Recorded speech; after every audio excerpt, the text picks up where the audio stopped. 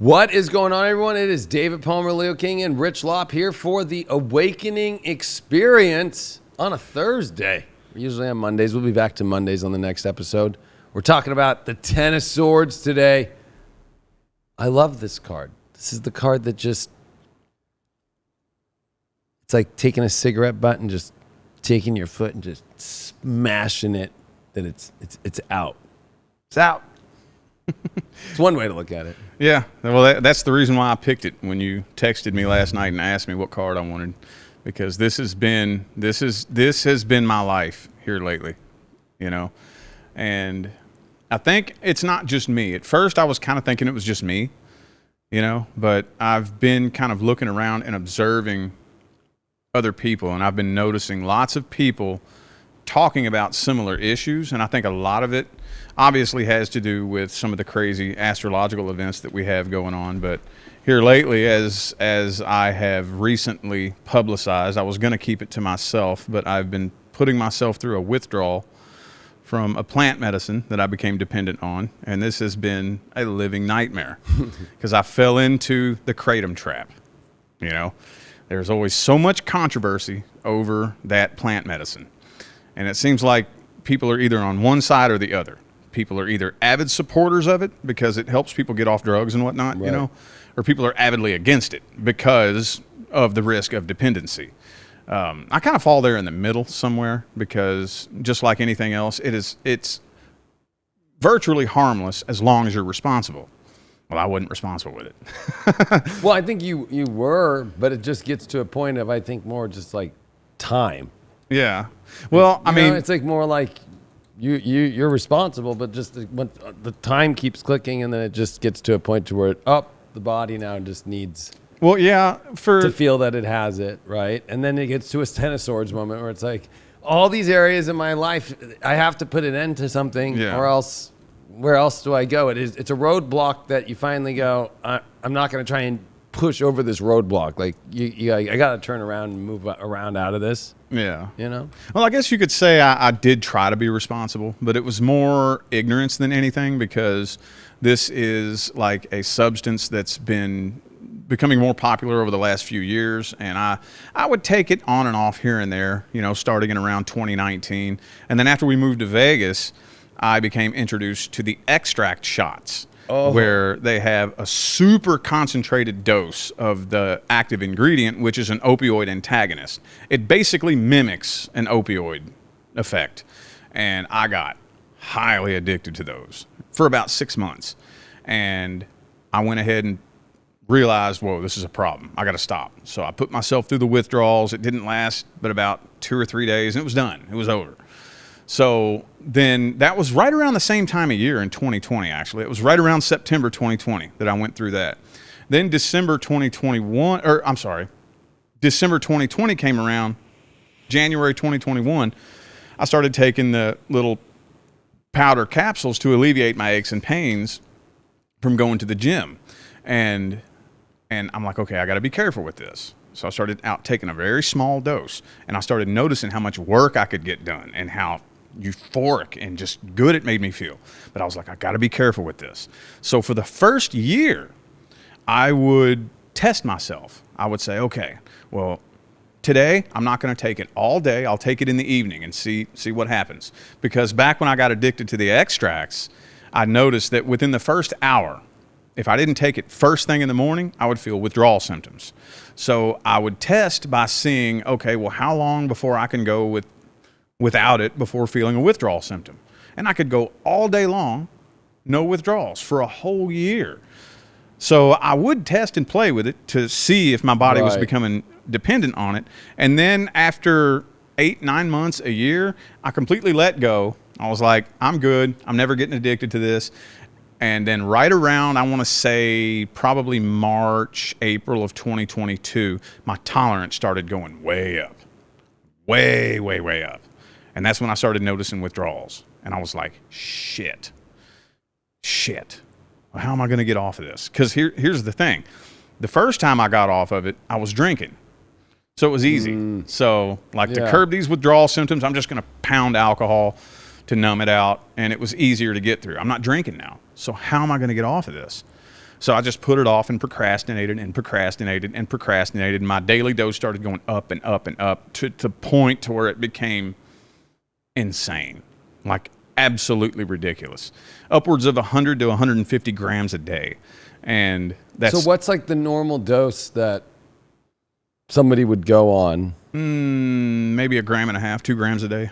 So you like were almost 100 times, 50 times. Yeah. Yeah. Like it got bad. And then, so finally here, you know, we've entered into this new chapter this year, moved to Southern California.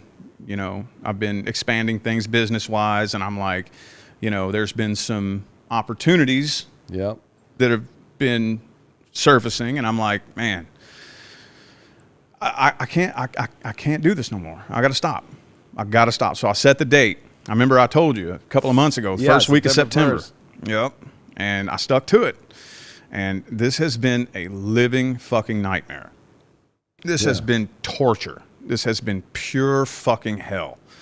And I'm a little bit better now, you know. So it's been a little over a week now. Yeah. Or almost a full week.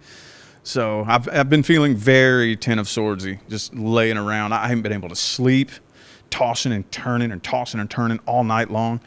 Within the first 5 days, I got 1 full night's sleep. It's just been hell. So that's why I picked this card. Well, and I think that you're right when everybody is going through this. I mean, we're going through 6 planets retrograde. Yeah. And that makes you reflect on your life and go, all right, there's the great things that are coming in from the universe that we're always manifesting, that we set our intentions out and then they start coming in. And then it's like, what's in the way now? And that's the thing. It's like me becoming a dad. It's like, oh, I just can't walk in the room and just like, hey, babe, did you see the fucking blah, blah, blah, blah? There's a baby in the room. I can't just sit and hit my vape next to a baby, you know? So it's like, you know, there's things in my life that are changing. There's also just the change of like, fuck, like being a dad, like, okay, like, yeah, I got to rethink, like, not going to take the Shelby Mustang home in case I have to drive her. I know this might sound trivial to people, but it's like, it comes in different forms. There's more extremes like yours. And then there's other parts in our life where it's like, there's parts of ourselves that are dead. I've always loved this card because it's like, it's so dead, you don't need to put another fork in it, you know? Yeah. To see if it's dead. Like, this is too many swords. Like, you don't need to. So it's an overkill too, you know, where it's like, but the overkill to me is like, enough facts, data, information has come in that is going to end this in my life. Mm-hmm. Could be relationship related, could be so many things. When it's becoming, you know, people look at synchronicities. This is a great synchronicity card, but in the synchronicity of what's not serving you anymore. Yeah. You know? Mm-hmm. Yeah. Yeah. And it's all about, I tell people there's an art to climbing the mountain, you know, and part of that art is knowing when to throw in the white towel, because you're not going to win every single battle on your way up the mountain. There's going to be some times where you're going to have to be smart and know when to give in. I know. And pick and choose your battles wisely. And that I think is one of the most important key elements to getting where you want to go, is to know, well, is this battle even worth it? And this is a very much, and it's actually kind of as negative and freaky looking as it is, it's actually can be looked at a very positive thing, because this is, to me, this is the rock bottom card. Rock bottom. You're at the bottom. And when you hit rock bottom, there's nowhere to go but up. Yeah, because it's a card that also is representing a sunset of something. So it's the ending, a white towel. But then the sunrise of the new you that's no longer dealing with that situation in life. So, you know, that's the beautiful part of the card, is that there is that horizon. I like that it doesn't have a sun. So it's obviously the dawn where you don't see it yet, where the blackness is still there, or the sun that's already set and the darkness that's coming in and the light that's retrieving. And to me, it's both. Like, you know, it's that secular aspect of like, when one door closes, another door opens. And this card is a for sure, because it shows it's damn for sure. So I like this card a lot, because it's one of those things where it's like, it's fucking for sure. Not going to do this anymore. Not going to be going through this situation anymore. Not going to be running my mind about this anymore. Not going to be trying to find an excuse about it anymore. Because that's what the swords deal with, is the mind so much. Mm-hmm. Especially when we're talking about awakening experience. you know, yes, soul is so important, but if your mind's not right, well, then the soul will fucking start to struggle. I don't think the soul wants to do certain things, but the mind can create lots of great excuses and, oh yeah, maybe I could push it a little bit more or whatever. Yeah. Right. But the soul's just sitting there like, I'm here to serve and be my true self and be that. And I don't think that this is a bad card because we all go through cycles in life. Like, to me, this could be when you graduate high school. Yeah. Right. It's like, okay, I'm done with all that. And now I'm going to be an adult and I take on this new responsibility. And I can't say, oh, you know, I have to just keep doing homework. I have to actually do something else in my life now, you know? And there's these big moments in life that come that go, you know what? Yeah, I'm done doing this. Mm-hmm. And they're patterns that come to an end. Yeah. That full stop, you know? Yeah, and usually they come to a nasty end because this right here is like the dude, correct me if I'm wrong, but from what I studied, this dude was in a battle and he was fighting a battle and he lost the battle, you know? But that's not a bad thing because, you know, like I said, you have to know when to throw in the white towel. And one thing that I tell my clients a lot is I see people, they get caught up in this mess of they have a goal that they're trying to accomplish. And I always say climbing the mountain. That's just the analogy I use. So what I'll say is, okay, well, you're climbing the mountain right now. You're on a little step in the middle of the mountain and you're battling this person who's not climbing the mountain. So you're not staying there. You're trying to go to the top. So why are you wasting your time here in the middle, like fighting a battle? Are you trying to be the king of the middle or the bottom of the mountain? Just be like, you know what? You can have it. You can have your trophy. You can have your crown. If you want to be the king of this, right? I'm not staying here. I'm going up there. So you can have it. You win. I throw in the white towel. You got to pick and choose your battles wisely. And this, for me, I won't even lie. I put it off for way too fucking long. This battle I've been going through here lately, you know. But that's the whole point of the Ten of Swords. It's like the Nine of Swords that we have covered, right?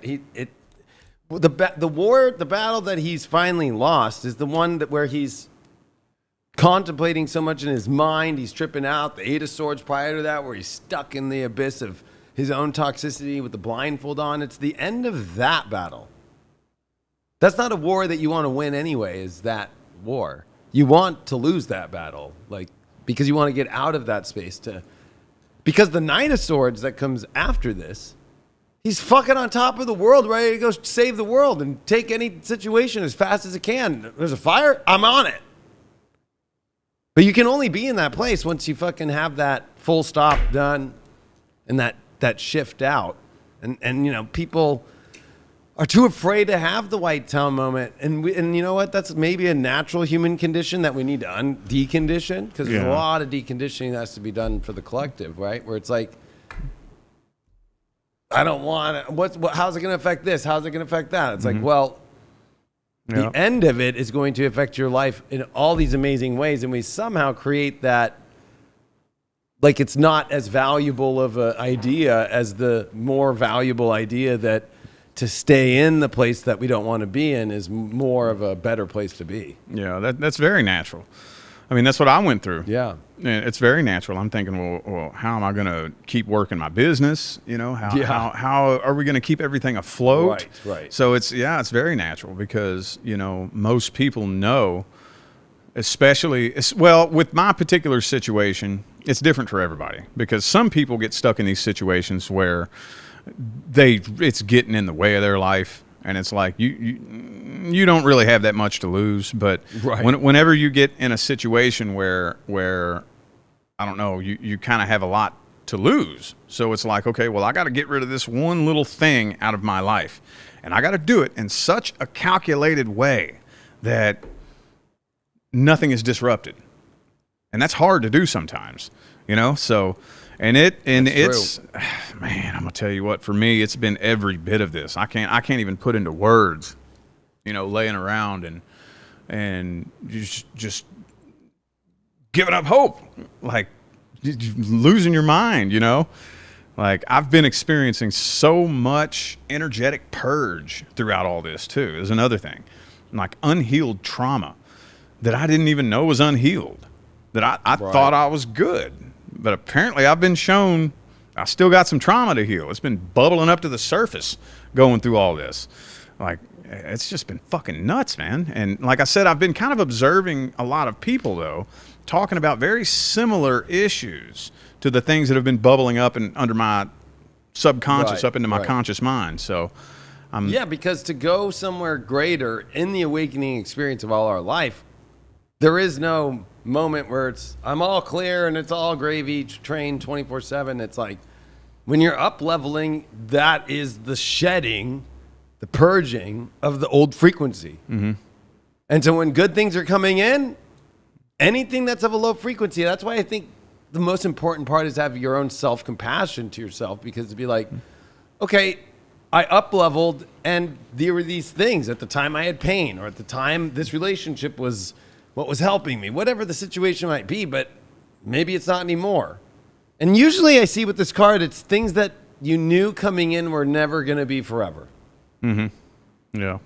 You already knew it. So it's the mind then wanting to find every new fact it could to try and change the equation that it never will be able to change. Yep.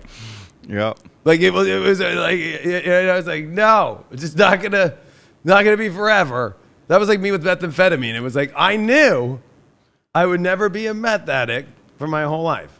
I just knew I wouldn't be smoking a twizzle. But when I was coming off meth, I was like, I functioned so great every day with it. Yep. When it was like 2 years every day, I'm like, nobody even notices. Yeah. I could just go into a fucking bathroom and hit my twizzle. Mm-hmm. But I remember when my brother came to my house and just was like, dude, look at your life right now. And I was like, what's wrong with it? You know, I'm working, I'm doing all this shit. He's like, look at your roommate. Look at what's happening with all these people around you.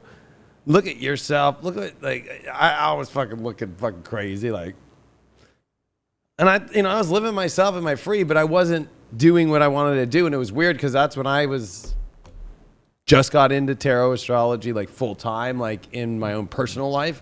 And it was just like, that's why there's always, I think, a spiritual deep message with this card that people might miss, is that it's always about up leveling to a higher spiritual, better place.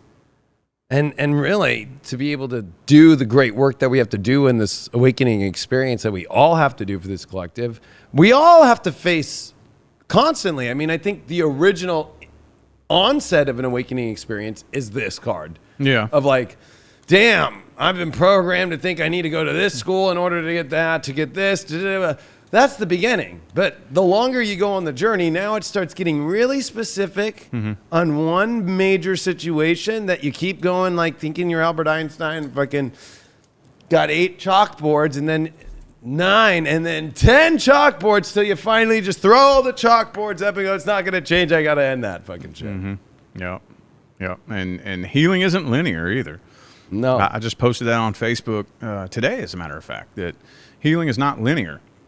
And like I'm not going to dive too deep into this because I've talked about it a million times, but you know, the message that a lot of other spiritual public figures are putting out there would lead one to believe that, you know, I can just wake up one morning, start drinking my green smoothie and meditating and I'm done, I'm enlightened. And it's like, no, it's not quite like that. The path fucking sucks. It's hard. You know, there's going to be many, many times where you get to one level and you're like, yeah. And then the next thing you know, you fall flat on your face. And it's a never ending, the evolutionary spiritual and awakening path is a never ending, perpetual, cyclical, constant evolutionary process where you'll take, you know, you'll climb mountains and then you'll fall down one, and then you'll climb more mountains, and then I like that one meme that says it's like spiral, and instead of just going straight up, it's a spiral. You'll constantly be reintroduced to like certain issues to see whether or not you've learned the lesson.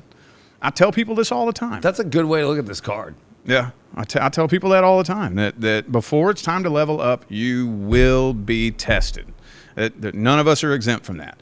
Because people like to sit around and talk about the lesson they learned. People like to say, oh, well, I learned my lesson on that. I learned my lesson there. And it's like, well, that's cool, but that doesn't mean shit until you apply that lesson. Yeah. Until you actually take that lesson and start doing something with it in your life, you know, and that's what this is all about. Are you ready to fucking get rid of that thing that's not serving you anymore? Are you ready to throw in the white towel and level up? And until you demonstrate with physical action and prove to the universe that, yeah, I have learned my lesson. I'm going to do something different this time. And you're going to see me do something different this time. You're not going to experience different results, you know? No, and it requires for you to go through that up leveling. And then the test is really vulnerability. Because this is the most vulnerable card I think there is. I can't think of a card that's more vulnerable of or embarrassing. But again, I'm not saying it's an embarrassing thing, because vulnerability is getting over the embarrassment of just I fucking put in the white towel. I'm not going to do this anymore. I got 10 fucking swords in me. And it's the body. So it's like the physical vessel that's no longer being carried within the soul anymore, that you're doing within yourself. Like the soul evolves. Parts of ourself that are ego or our mind, because there's an ego mind, you know, there's that ego mind that thinks I can figure it out and I can keep doing what I got to do. But we all reach that place to where it's like, as a marathon, I don't want to keep running anymore. But then there's that ego behind you that's like, but if I show that I stop going, then what? And it's like, no, it's not. If anything, people resonate more in life with people who are real. I mean, the whole situation that just happened on, I love that it's called X, because I just thought of this funny joke today. I'm like, oh, I'm just popping on X right now.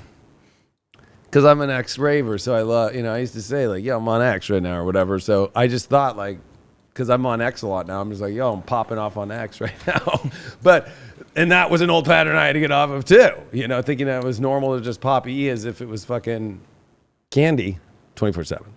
But when you think about what just popped off on X, fucking with Tucker Carlson, and this Obama situation, that Larry Sinclair guy, he just sits there and goes, I'm fucking vulnerable. Yes, I smoke crack. Yes, I fucking do coke. Yes, I've been gay and I've never held it back.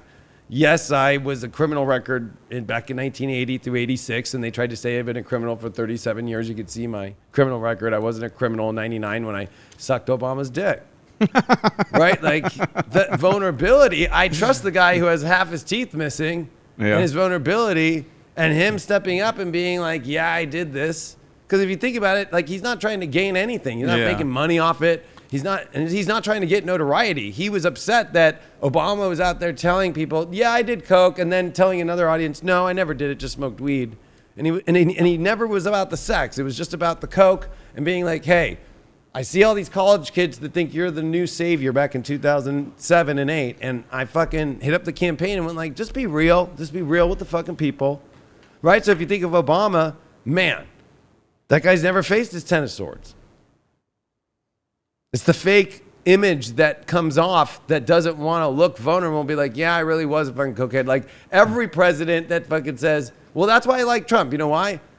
When he said, yeah, I grabbed him by the pussy, I fucking did say that, and that's locker room talk, and I'm sorry, but that's what I meant it in a locker room way. He owned it. Yeah. And that's an embarrassing moment, and that's a moment that's a vulnerability. And he said, I'm not going to do that again. Mm-hmm. He literally said that. I think people forget that. He went through his 10 of swords moment of okay, here's the video, it's out, fucking did it. I'm sure the conversations with his wife, Melania, were not fucking good. Yeah. You know what I mean? Yeah. Right? Especially he's got Stormy Daniels, he's got all this other shit, right? But it's vulnerability is this card when you're just this is what it is. The only way to get to the highest frequencies is that full vulnerability. Mm-hmm. There's no other way. Mm-hmm. And that vulnerability is embarrassing as fuck, but really that's your mind thinking it's embarrassing. Because to get to the King of Swords, he's not embarrassed and he's not letting his mind, he's secure in his thoughts. He's been through vulnerability. He's been through all the swords are the craziest fucking part of tarot. You go down this journey of the swords. It's not a really easy show. You know what I mean? It's not the most fun either, but it is the most strengthening. Because if you could strengthen that, really the mind is the ego, that keeps convincing the soul to do or act in another way when even the soul's not actually doing it. It's the mind taking over the soul. Mm-hmm.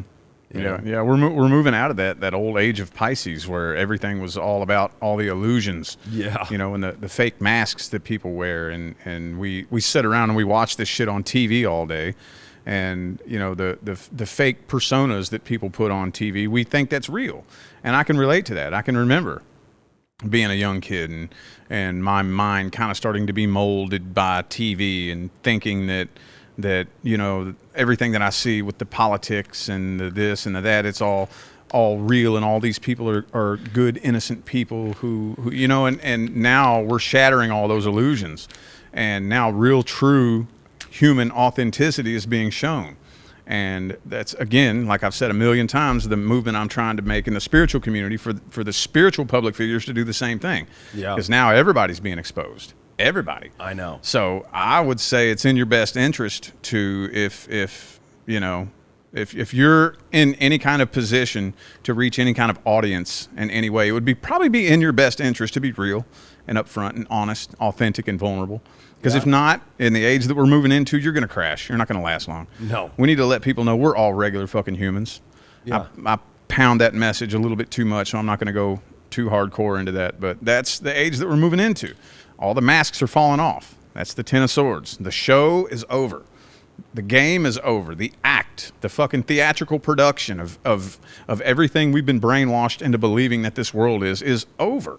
And you can either do this the easy way or the hard way. You can either take the mask off and go through the embarrassment, because it is embarrassing. It's embarrassing for me to sit here on camera and admit that I was addicted to a plant medicine. That's embarrassing. But oh well, it's the fucking truth. So I would rather be real with you and tell you the truth, and you not like me than you like me because I'm lying and pretending to be somebody that I'm not, you know? 100%. I mean, that's the problem with the programming of the world today, is everybody's still wearing their Halloween costumes. Yeah. It's already uncomfortable to wear a Halloween costume. It's already embarrassing when you take it off and your hair's all fucked up and you're all sweaty, and then the fucking material's all fucking scratchy and fucking like, you know, like it's like this show of the Halloween costumes is just like not fucking cool. Yeah. I'm not a big Halloween person just because, and you know, last year was actually fun because, you know, Sophia and I had a great time together and we really dressed up nice, and I went and bought cool ass real vampire shit. And I was like, oh, okay. It wasn't like the scratchy kind of shit, you know? But like, that's the biggest point though, is the vulnerability. And we're seeing that, especially whether it's the spiritual community. So this just came out. The draft. We all, as men at 18, have to sign up for the selective service. You know, it's by law, right? It just came out that, and this is what's sad though, is like there's this fake movement of supporting trans rights and all this shit. They don't support them because it says in the draft now, in the selective service, men born from January 1st of 1960 and up have to go to the selective service, whether they transition to a woman or not. You're a biological male, or a woman that transitioned to a man can't be part of it. So, you know, when the military and everybody acts like we care about this place, we want you to go into that bathroom. But when it comes to the military and being drafted because we're about to go to war, no, you're wearing your fucking Halloween costume. I'm telling you, you were born as a man and you're getting in. There's no excuse. Yeah. Man, that's good. That just came out yesterday. That's a good sign, though. I like to hear it. You know, but that Ten of Swords, people don't want to do it. Like, oh, what do you mean I'm a woman? No, dude. I don't care if you cut it off. Dogs get their nuts cut off all the time, so that doesn't mean they're still not a dog. Yeah. And get your gun and go to your fucking 3 weeks of quick basic, and when we go to World War III, and be the man that you were born that you were. That's a good sign. I like to hear that. And you know, like that might trigger the fuck out of people. But when it gets to the point to where the military and our government and the selective service and the way to protect the country and the way it is sees it that way, and it's Obama who's the one who signed that one off, that makes it even more weird about the Obama situation. Yeah. You know what I mean? Well, I mean, that's a real good sign, actually. But I mean, it's scary. It's scary that it was actually that easy to brainwash people. Like, that's what's scary, you know?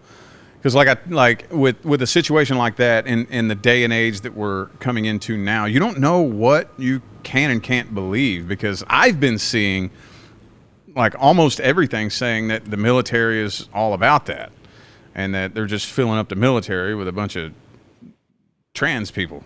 That's what I've been seeing. So if that's what came out, then that's even more that you just can't even believe what you hear, you know? So no, but I think it also comes back to, unfortunately, and I have no problem with people wanting to live the way they do, but then there's always going to be that reality check. And the reality check in the case of the trans situation, which I have no problem with, but it's like, if it comes down to a war and it comes down to a draft, if you were born a man, you must serve as a man. Doesn't matter if you transition to be a woman. And if you're a woman and you transition to be a man, I'm sorry, but you weren't a man. Yeah. So you can't join. And I'm not saying that. That's what the government's saying. Yeah. So, but that's where the Ten of Swords comes to, where you can run as much as you want on the chalkboard trying to change the equation. Yeah. Well, and no matter what happens, it's going to be a moment where it's like, especially I would feel horrible if a man is born a man and they feel like they're not a man, they feel like they're a woman. Well, and then now they have to go serve to be a man, right? I can understand that's a problem, and that would be hard. But it's also one of those things to where it's like, well, what's the deeper underlying issue? Just how you were talking about earlier, what's it bringing up by you getting off kratom? What's the trauma that's being brought up there? Mm-hmm. So maybe we need to have a world to where, all right, before you serve, let's do some trauma therapy. Let's figure out what's going on there. And if really it's too hard for you to serve and you really are feeling that, then that's cool. Yeah. Well, we got to find solutions in the world, but at the same time, I think that's what's hard about this card, is it's the X Factor card of, in life, truth is always going to win no matter what. No matter how much it looks or how much you try to believe something else, there's a truth that's always going to pop itself, and it's going to face you, and it can feel like it's death, but it's transformation for you to get over that. Yeah. Well, I mean, with the issue, I try. Usually I don't dive all the way into the whole trans issue and whatnot, but it's actually very simple. What they've done is they've told people that your gender is how you feel. And it's like, no. What you're feeling is your energy. Right. You're feeling either masculine or feminine energy. Energy doesn't have a gender. Right. So it doesn't matter. In the analogy that I like to use, kind of a silly analogy, but it's like, imagine if you had orange soda. Okay, so the soda is orange, but it's cherry flavored. Okay, so it tastes like cherry, but the flavor of the soda doesn't affect the color. Right. And it's very similarly, that may be a silly example, but similarly, what energy you feel, that's not your gender. Your gender is a biological fact. The way you feel is energy. You can be an incredibly feminine man, right, or an incredibly masculine woman. Right. What you're feeling is your energy, you know, and they've brainwashed people into believing that what they feel is their gender, and it's worked. Yeah, it's their soul. It's like, I kind of feel bad because people should be able to express themselves however they want to, but when it gets caught up into the physical, that's the other part. This is also a weird way to look at this card. The physical reality is not the spiritual reality. If you just live your life based off the physical, then you're going to end up feeling like this, where it's like, fuck, you know, and that's what sucks. People that don't have their own awakening experience choose not to. This is also a card. When I see this reversed, I'm always like, oh God, like somebody is just like knowingly going to go through the same pattern again. Oh, really? Mm-hmm, like knowingly going, I know it's a bad fucking pattern, but I'm going to keep doing it anyway. That's interesting. I normally look at this reversed as like healing. I've never thought about it that way. Yeah, like avoiding the... I don't see any swords in this shit. What are you talking about? I'm going to keep doing it. Or in the positive, I've looked at it in love readings, like somebody's finally gotten over their issues. They've already faced that moment and they've gotten over it. But usually other cards are kind of giving me that. But if I were to look at it as a whole, it's like, well, obviously, you know, you're putting yourself on top of the swords to fall on them. So that means you haven't. Oh shit! Yeah. You haven't let it happen yet. You know what I mean? Like that's worse. Like people think falling out of the tower is bad. Well, imagine falling on 10 swords out of the tower. Like it's some Mortal Kombat shit. Yeah, I know exactly. Like fucking, oh man, and finish him. It's like that was my favorite part of that game. Yep. Just like they fall on the spikes. I know, fucking, it was great. But that's what's hard though. Is like that's kind of what this card is that moment when finally you're watching your frequency, your energy get depleted to nothing, and then finish him. And you're just sitting there kind of, okay, and it's that last blow, just like, whoop. Mm-hmm. Yeah. Sonya. Yeah, it's the death and the rebirth process. The death of the old version of you so that a new version of you can be born into existence. Like my favorite Dr. Joe Dispenza quote ever is everybody wants to create a new personal reality as the same personality, and it doesn't work. You literally have to become someone else. And I love that because that's so true. And when he says literally, you literally have to become someone else, he talks about what I talk about all the time when it comes to rewriting your brain chemistry. And that sucks. It's not fun. It's like this. And a death process of the whole life that you have been building and structuring, and the entire identity you've been building, for that to die is not fun. Most people don't do it willingly. And this will be one of the very few times that I've done it willingly. Most, like you were saying a minute ago, how the catalyst for an awakening experience is normally this. Yeah. That was me. That was me, losing everything and living under a bridge. And then I started kind of noticing that if you do that willingly, you'll see results faster and it'll be smoother. But sometimes it's scary. And this one here has been scary. This is something I've been procrastinating for like a year, Yeah, it's a lot like jumping off a cliff. Yeah. And being like, well, I guess if you have to get to that point to where it's faith in a sense of that you're giving your own mental capacity and you're analyzing of how to figure out, which already has reached a full stop. It's a roadblock. It's a fucking brick wall that you don't have any tools. You can keep punching it and bleeding your knuckles and nothing's going to happen. That you have to put that faith into the higher divine and let go, and also if I think of the X 10, it's like an X in your mind. When you're talking about rewiring your brain, there's just thought patterns that you have to be like, no. Mm-hmm. And it's hard because it's not going to happen right away. It's not going to just be like, I'm not going to keep thinking this thought because we don't control every thought, right? There's so many, what is it? Like 20, 30,000 thoughts a day. Mm-hmm. Yeah. So it's like, but there's some that are very prominent that are, probably 10 that are just like, and we've said it before, but I think it's good on this card to really hone in on that message that you just said, because it's like, you could be having the greatest day and then, I don't know, I'll spill a Cactus cooler in the car and just be like, I'm such a fucking idiot. You have those reactionary things about life, and that's now, I'm a fucking idiot. Mm-hmm. When I'm not an idiot, it fucking, I wasn't paying attention fully. Yeah.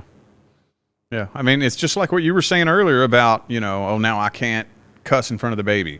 Now I can't vape in front of the baby. Those little things that may seem so trivial and so small, but right now you're in that phase where it's kind of uncomfortable and weird. That's your brain rewriting itself. Yeah. Before you know it, about 6 months from now, it'll be second nature. You won't even think about it. You'll just, you won't cuss in front of the baby, and you won't even put any conscious thought into it.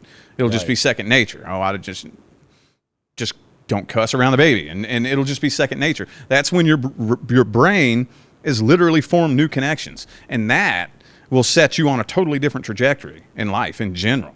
And you may not realize it, but if you take a real close look at your path, a real close look and a real honest look back at your past and where you're going now, you'll be able to see. Here's the example. Have you ever seen that little experiment where they show a map, a world map, and they'll take a line and they'll draw it from the east coast of the United States to like Europe. Yeah. And like imagine that's a boat traveling from the US to Europe. And if you, back at the beginning where on the US coast, if you just alter that path 1 degree, just 1 little degree, by the time it gets to Europe, it'll be hundreds of miles away from the original destination point. Exactly. So that's what little things like that may not seem like much, but it's altering your path just this much. But within a 5-year time period, where you're going to end up will be hundreds of miles away from where you would have ended up had you not made that little change. Correct. Which, that's the best way to kind of see this card, is it seems greater of a cost when really the cost that's greater is by not facing the end of whatever is the thought, the pattern, the situation that is. It's always pattern based with this card. Like, it's come up enough. Like, I'm dealing with teeth problems. That means I have to go get my fucking grill fixed again. You and I are kings of fucking fake teeth. Yeah. And now it's like, I can't use fucking Amazon temp fucking teeth as I'm pushing it in more. You know what I mean? Yeah. I have to go fucking get that shit, probably pull out.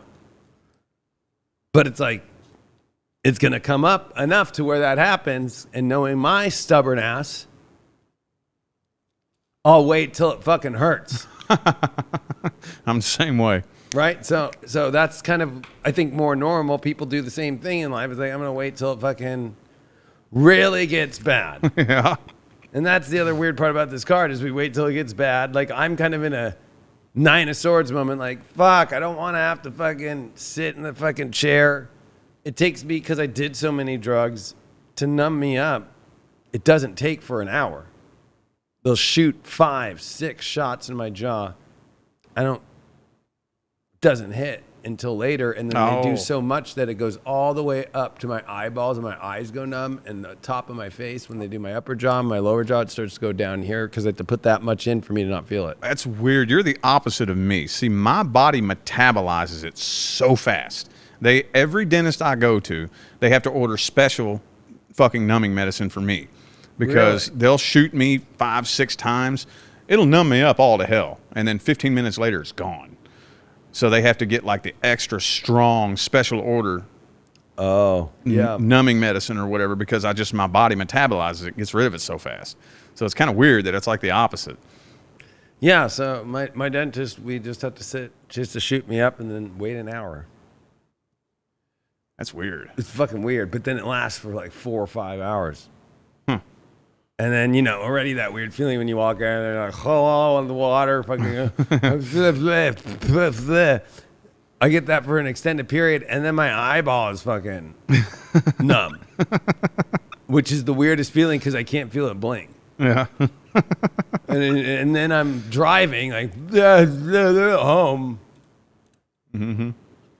And, but again, that's a good way to look at it, is like, this card doesn't have like specific dealing with drugs or a bad relationship. It could be your teeth, like me, and you just, it starts subtle.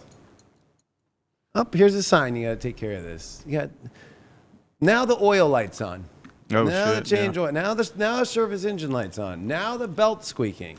Now the tire's fucking flat.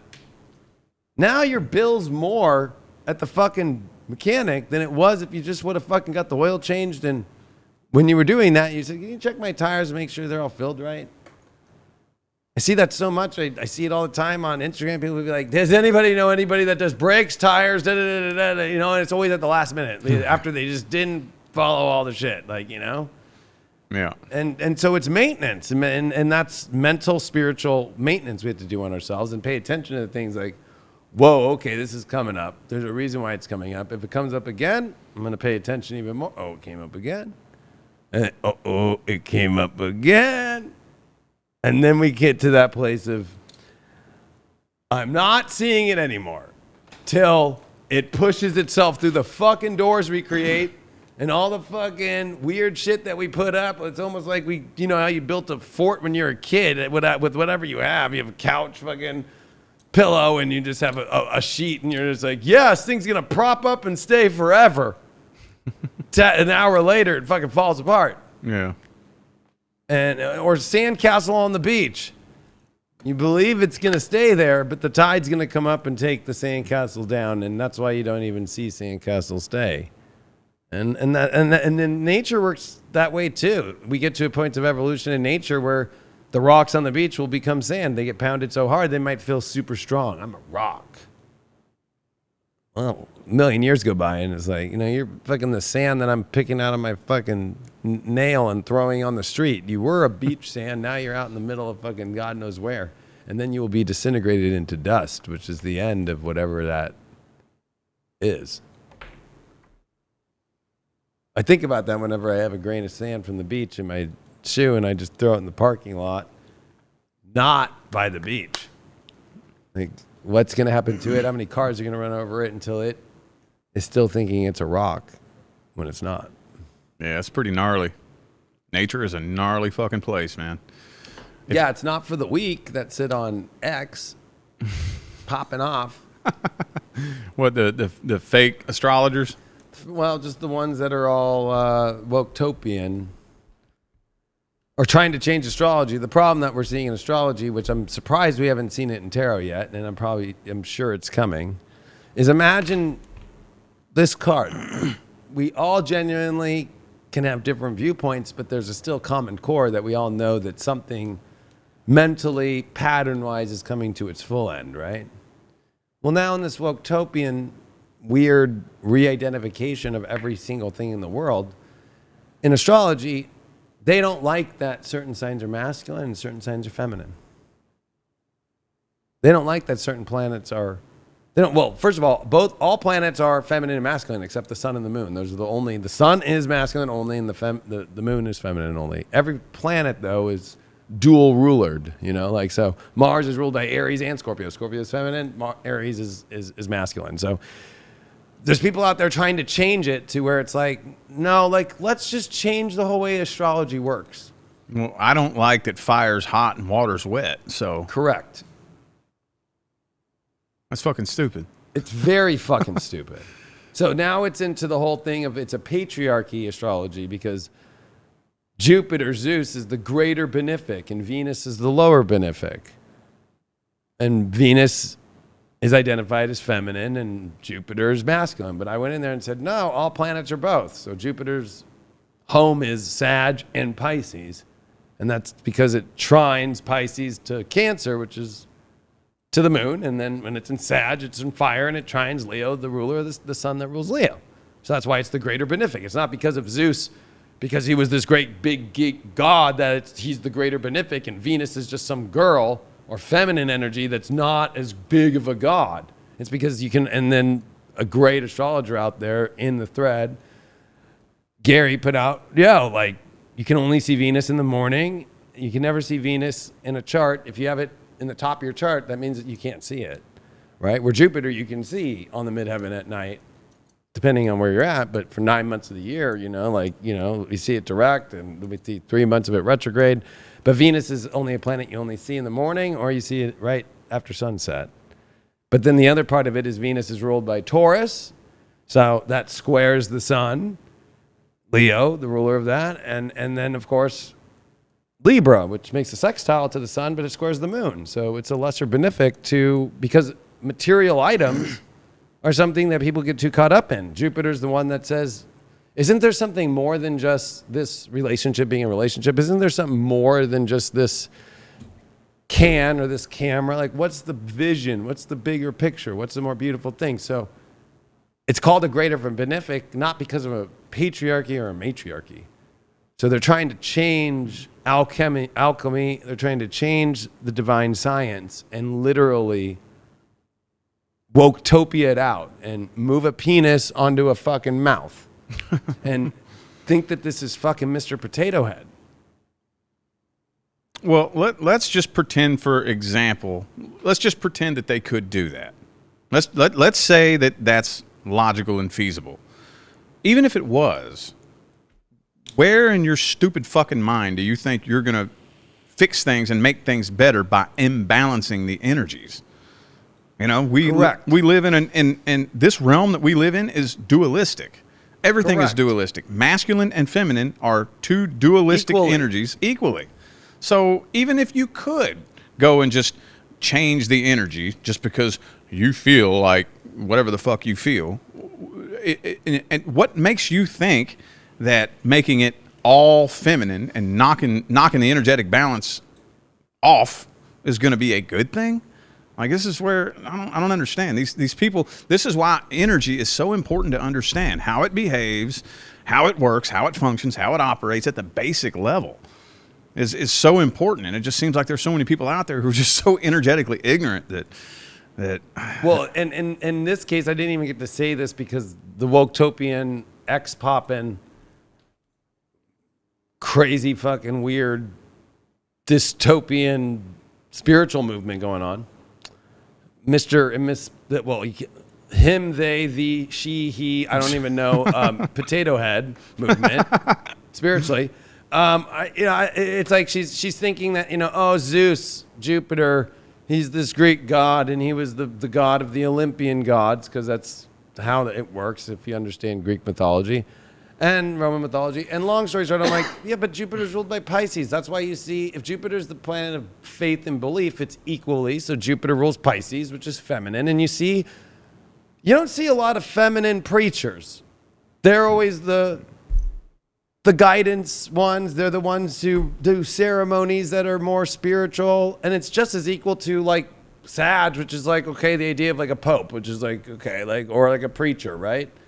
They're going to be maybe a little bit more louder. They're maybe going to do that, but there's no better one to choose. Like, if anything, the spiritual movement has been held by the feminine just as much as it's also held by the masculine. It's equal, just in different ways. But they're trying to change astrology to be like, no, everything needs to be of the same equity, which I hate that word, because then they're putting a price tag on these things, and they're trying to look at that everything should be at the same value, which then that's like saying, okay, like this is just as valuable, this pack of Lucky Strike cigarettes, as Pall Mall lights.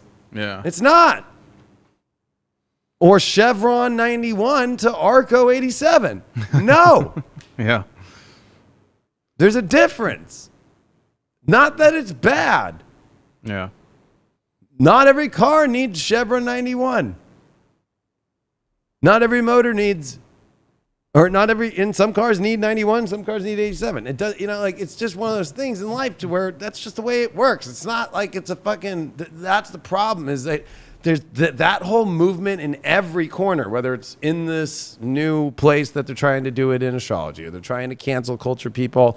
If you're following the divine way, they're all going to come to, if I were to take every card that has blackness on it, they are all those cards at once. The Tower card, the 10 of Swords, the fucking 9 of Swords. Like, all of that is the most biggest traumatic thing that they knowingly know doesn't work, but they will convince themselves and try to convince everybody else to change it all. And it's going to backfire so bad. And in society, it always has. Look at how the Roman Empire fell. Bathhouses. All the politicians were in the bathhouses. They weren't with their wives anymore, but they were with the little boys in the fucking bathhouses. Oh, shit. So that's in every society that falls. Big ones. But the biggest you can do is the Roman Empire falling. When that shit starts happening, that's when society falls. And so, like, I don't find it surprising as an astrologer and somebody who does prophecy work when I see America in the space it is and people tripping out about these dumb movements, because they're falling into the same traps that in history that repeats itself. Unfortunately, this is the card of history repeats itself. Mm-hmm. And fucking, you look at the fall of Rome, it was when they started getting rid of the people that were spiritual, which were the Magi.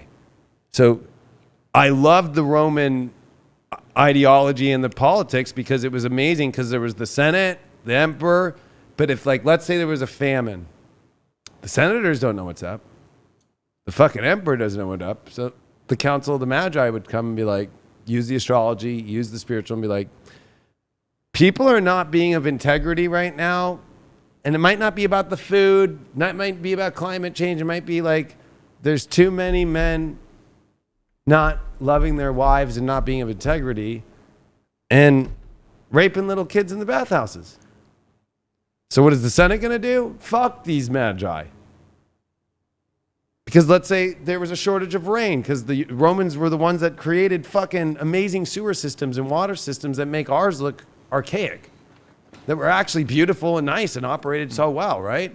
So maybe the problem is that everybody in the country right now is having doubts in themselves of some issue or some trauma that they don't want to face, whatever it might be, right? The Magi would give that to the council, and it used to work really well until it became, well, hey, you guys are doing some weird ass shit here, and they called them out.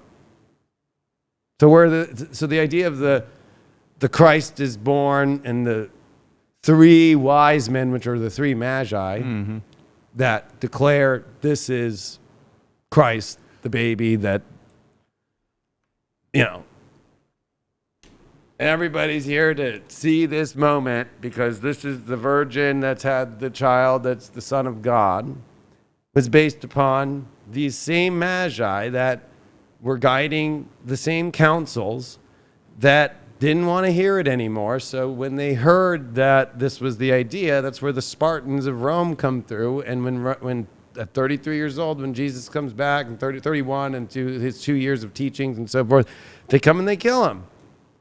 Did they kill him for what he was saying? Yeah, but it's more that Magi's are the ones that said he's the one. The same Magi's that said, you senators are fucking little kids in bathhouses and you need to stop. So that's the problem we're in right now is, you know, people feel like, well, I'm being martyred. I'm being pushed out of society because people don't like that I'm trying to change my shit that's going against divine nature.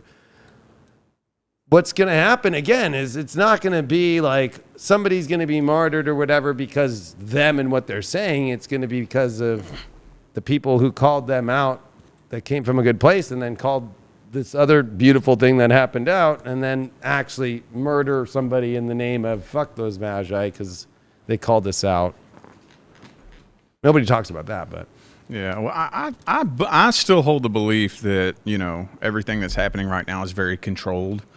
Now, that doesn't mean just because, you know, people get the wrong idea when they hear, and without trying to get too descriptive, whenever people hear that there is a force that is of the greater good that has the upper hand and is not 100% in control, but has a lot more control now than they ever have in history over the dark. People get the idea that, you know, that just means everything's going to be rainbows and unicorns. Oh, no. Oh, there's still going to be life lost. If you're not tuned in, you're fucking done. You're going to get, you know, but as long as you're awakened and you can see the truth, you'll be fine. But the point that I'm making is I still hold a very firm belief that everything we're going through right now, I don't believe history is going to completely repeat itself. I think we'll kind of go through some very similar things, and it's very, very tediously controlled. Yeah. There will be some things that collapse and come to an end, and it's all controlled. It's very like, well, this is happening, and we're allowing this to happen very slowly and methodically, and we're giving you the chance to open your fucking eyes so that you can escape.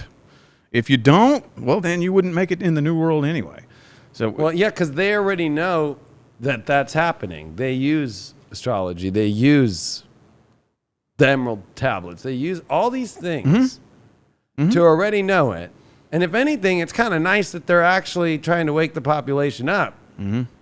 But the weird thing is how many people are resisting it. And it's not that many left. But that's what's kind of weird is it's coming out that so many people are really awake. It's just like that courage to own it more or to still speak up about it. Yeah. Right? It's like people get afraid of that. But, you know, that's the history repeating itself is like you take Rome. It's like the repeatings do look super similar. It's like, you know, Epstein to just this whole Barack Obama thing now that we already knew, we heard, but the way that the media was able to control it, and that's what came out yesterday. Yeah. And then kill people, and that Obama knew about it, or at least his campaign knew about it, and set the fucking, you know, like, is there anybody to look into that? The same way that, like, a senator in Rome took somebody's young boy to the fucking bathhouse and is like, that kid's tortured, like fucking, you know. I know a senator in there who watched him do that all the time. Is somebody going to question that senator? No. And it's the magi, and it's always the spiritual people that call it out because they know the timing. And there's spiritual forces that are good that are here trying to wake people up right now. Like, pay attention. But so many people don't want to, and so many people don't want to use that in their own life, right? Oh, you know, because like, gosh, me being a DJ, I've been off drugs for so long now. Before 2010. So, you know, it's like, I'm 13 years plus sober, and then I've been 8 years sober off alcohol. So it's like being a DJ, man, when anybody comes up to me like, you want to fucking take this drug, you want to drink this, da, da, da. I just get to a point to where, yeah, it always spirals back around to test you. Mm-hmm. But I always am like, and they're always like, every single time I DJ, people always go, what are you drinking? What are you on? I'm like, I'm fucking into the music. Like I'm into what I'm doing. Our greatest power is within ourselves. But that, there's always something outside that looks like the golden fucking ticket that's going to save us. And sometimes it helps us get through stuff. But there comes a point to where we have to drop whatever that's helping us or assisting us to get to where we need to go and fucking go to that higher level. And so even if we talk about white hats or anything like that, like there's going to be a point to where it's like you can't just think of some savior or people like Jesus is coming and going to save it and it's all over. That's you just what? Throwing in the towel and thinking that, like, to me, that's kind of the incorrect way. Like, finally, the prophecies have come true enough to where Jesus will come and just everybody will be saved and anybody who's not will just be taken away. And I know that it feels like that. But, you know, I always thought, like, what if Jesus was a woman? You think people are going to say that's Jesus? And if it doesn't look like the fucking picture that is put up on every cathedral and Catholic church? So people already have been brainwashed of what it looks like. So it's easy to fucking make it look like that. And of course, be the humble person who really, you know, in many ways, I look at Barack Obama the same way. It's like the savior who's, no, I'm being vulnerable. I've done that, da, da, da. But then he told all the supporters, like, get it in their face. Pull your knives out if you want to. And started this whole race war. Mm-hmm. But then everybody thought he was a savior. Yeah. And we're coming to the Pluto. It was Pluto Capricorn 2008. Here we are, ending it 2024. And all this is coming up about really what seeded this whole craziness the last 15 and a half years, the financial crisis and what Obama did with the money and bailing out the banks in a certain way. Bush was part of that too, but Obama took it to next levels, creating, like, if Obama really cared about people, why did he re-sign all the Patriot Act shit that fucking Bush did? He went in there saying, oh yeah, don't worry, I'm your savior. We're going to get rid of this whole Patriot Act and, you know, when choosing on your rights. What did he do? He doubled down. That's what Edward Snowden brought out in 2013. Like, what do you mean? Obama's the highest fucking president to fucking be spying on the American people. Made Bush look like nothing. But again, there's that savior complex that people get. So are you really going to trust these churches that just do exactly what the Roman church does and rape little boys? And again, the Roman church, right? So the Roman Empire moved into the Catholic Church. That's what it did. It moved state to religion and then religion into state with in 800 when they put the first king as also being pope. So we're at that same place right now where it's like people are putting the savior complex in the world out there that some person, some entity is going to save us. It's going to be what we do individually, you know, like, and us facing our own shit and up leveling. That's the, if you want to call it a savior moment, is when we all up level, that we're on a different plane. We're on a different spiritual plane. We're not living our lives where we want to go to bathhouses. Who would want to go to a bathhouse? I'd rather go to the beach. Yeah. Sorry to say. Well, unless it's my own kid to hang out with, is to raise. I'm not one that just is wanting to just be friends with a kid. Yeah. Right? That's weird. Yeah. Right? Okay? Let alone then cross some of those boundaries And the people that think that I'm doing fine and I can just keep doing this to kids, or I can keep trafficking kids, or I can keep doing this, it's bigger than this card, like whatever comes after them. Honestly, it's like that weird place where it's like, what card is there that gets to that point to where it crosses out of the whole entire truth and creates false reality, which we're in right now? That the true reality that this place was and is, so many are not in it at all. Like they've been too brainwashed in every way. And they can't even get through their own brainwashing of their own self that's in that same system. Yeah. And be vulnerable enough to be honest about it. It's like becoming too embarrassed. And that's why you're seeing the crazy shit now. Like, oh, like minor attracted person? Really? Like that's normal? And that's what you're seeing in the woke-topian shit. I'm seeing it all over astrology. I'm seeing it over spirituality. It's like, oh my gosh, don't talk. And it's like, nobody's even debating these people. It's just like, hey, like sometimes the Ten of Swords can be like enough things, and you're that last person who just goes, hey, what are you doing? But oh my God, I don't want to face that. I don't want to have to deal with that. And so this card has a trigger to it, because we get triggered by ourselves of realizing, okay, fuck. Like for me, it was when my brother was like, dude, you need to stop doing meth. And it was my brother.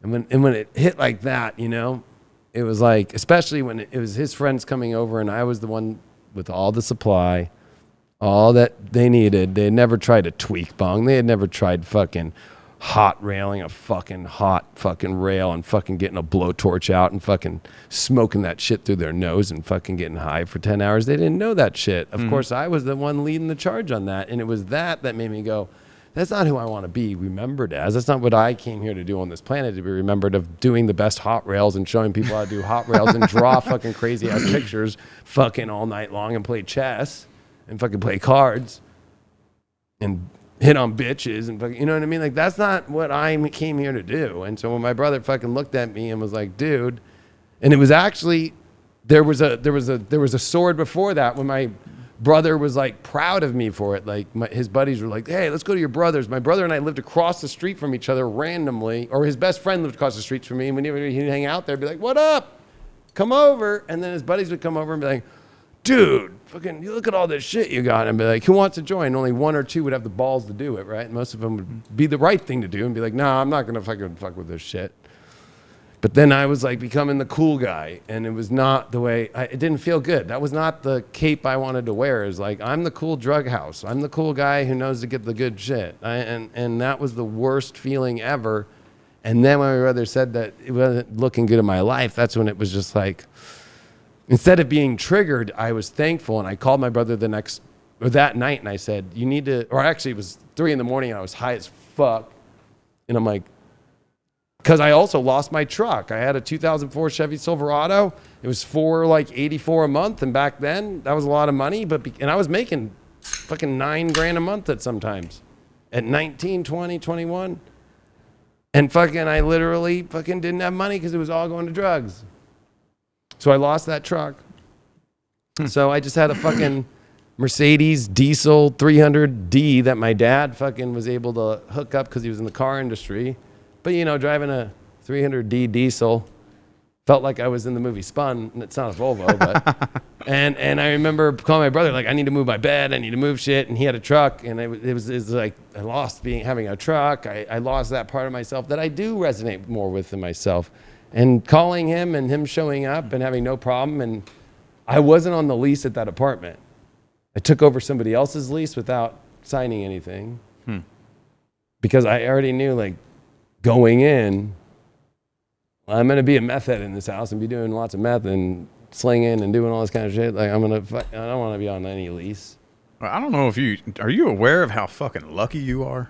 That's what people tell me. Man, I'm telling you, because I've been there. My whole teens and my 20s was in the drug scene. And most people are not lucky enough to come out the other side of it, and I'm kind of right there with you, because if there's some things that if I would have got caught doing it, we wouldn't be here right now. I would have been in prison, and And I've overdosed before, somehow by the grace of God. I don't know how I made it through some of the overdoses. Right. And not very many people get that lucky. I know. Most of the people I know who were there back then are dead now. I know my best friend just died 2 months ago and OD'd. Yeah. My best friend, my whole life. Like, love him with every ounce of my soul. It was the hardest thing ever. And for his family. And you know, but that's the thing, is to get to those places in life to where you finally have to go through. It's you said it best in your video on Facebook about you coming out about this yesterday, was that, and you said in Virgo, you know what? You got to face the pain. Just do it first. Yeah. And, you know, you got to nip it in the butt too. You just got to face that fucking pain. And I remember facing that pain when I was at the worst of my life with it. And it wasn't even that, because, you know, with Ten of Swords, it's all the things that stack up. It's like, I can't believe I was like such a fucking crazy motherfucker. When I was selling blow, I was putting a little bit of little crystal in there, and I was calling it salad.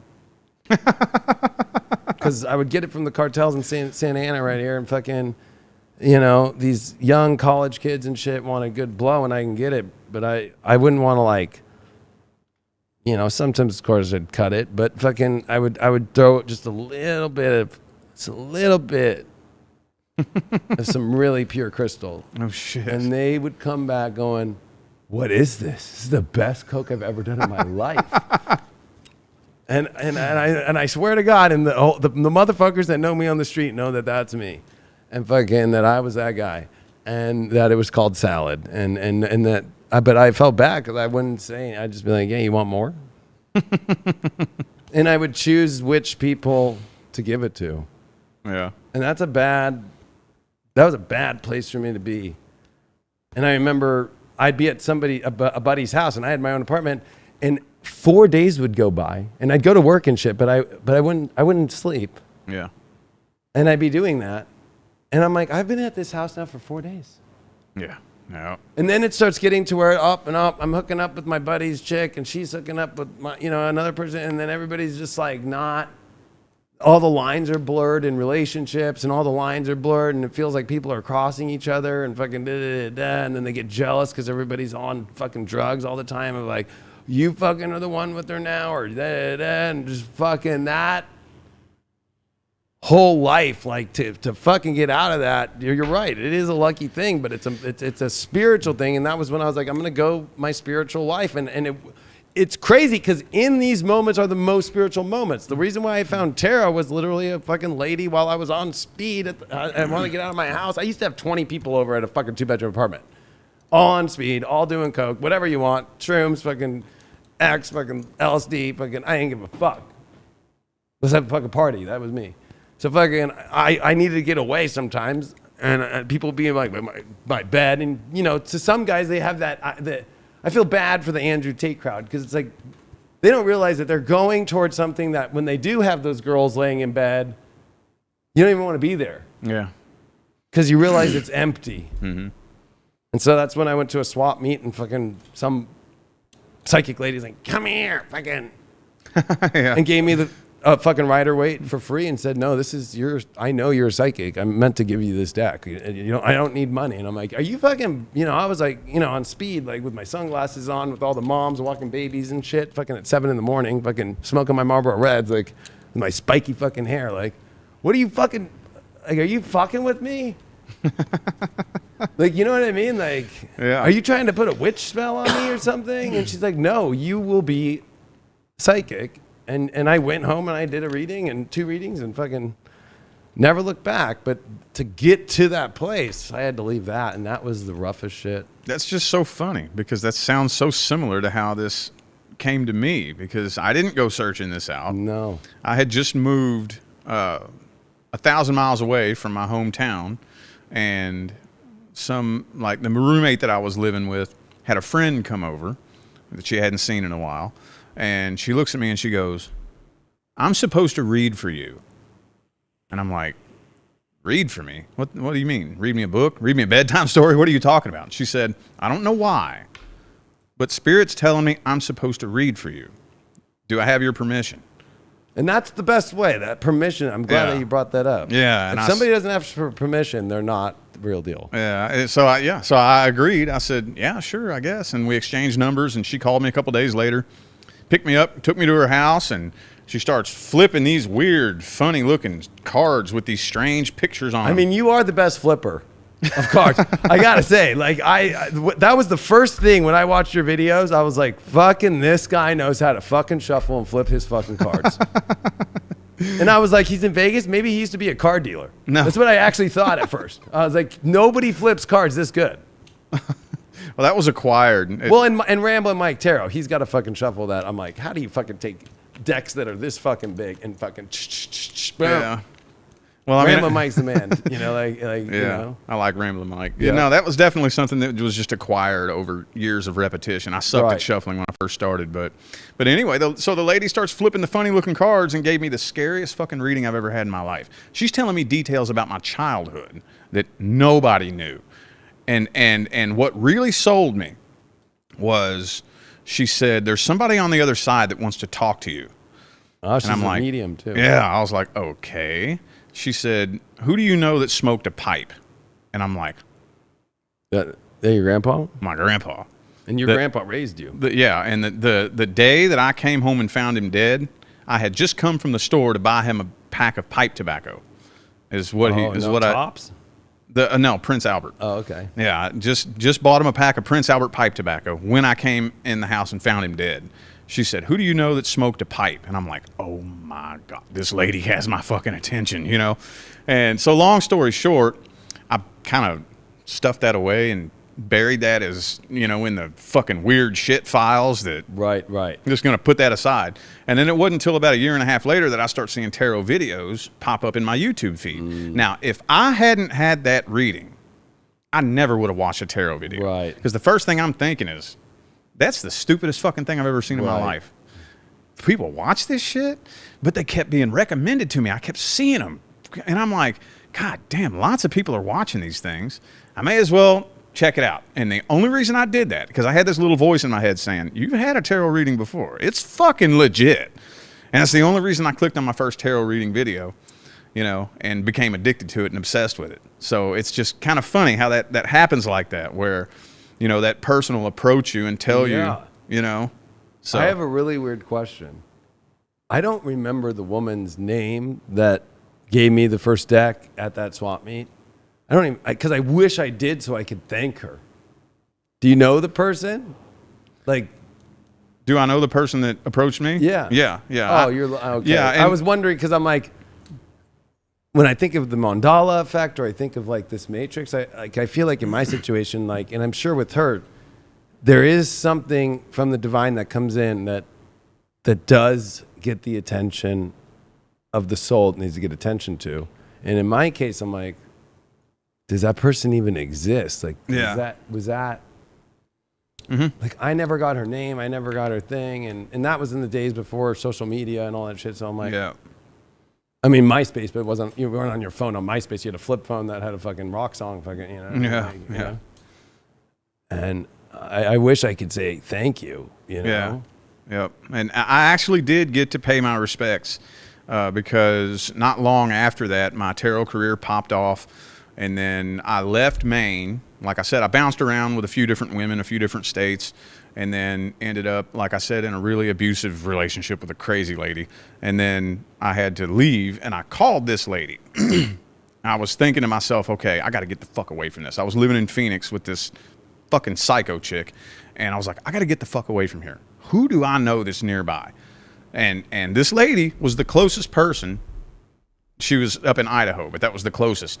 So I hit her up, and I'm like, yo, I got a really weird, fucked up question. Do you need a temporary roommate for a little bit? I'm in a real fucked up situation. I got to get the hell out of here. You know, I got a business going on now. I can pay rent. I can help you out. I just need a place to stay to get on my feet for a little bit. So she did. She gave me, and now this is the fucked up story about it too. This was in February of 2019.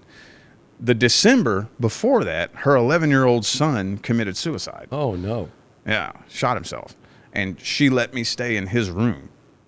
She gave me his room, you know, and So that's where I was. I was living there right. when me and Leah first and with connected. all his stuff still in there? Like She didn't touch it. It was all completely untouched. That's really weird because when I made my big jump, I moved in with my buddy Christopher Witecki, who's on YouTube. He's a YouTube astrologer, Serious Joy, and I moved into his son's room. His son didn't commit suicide though, but I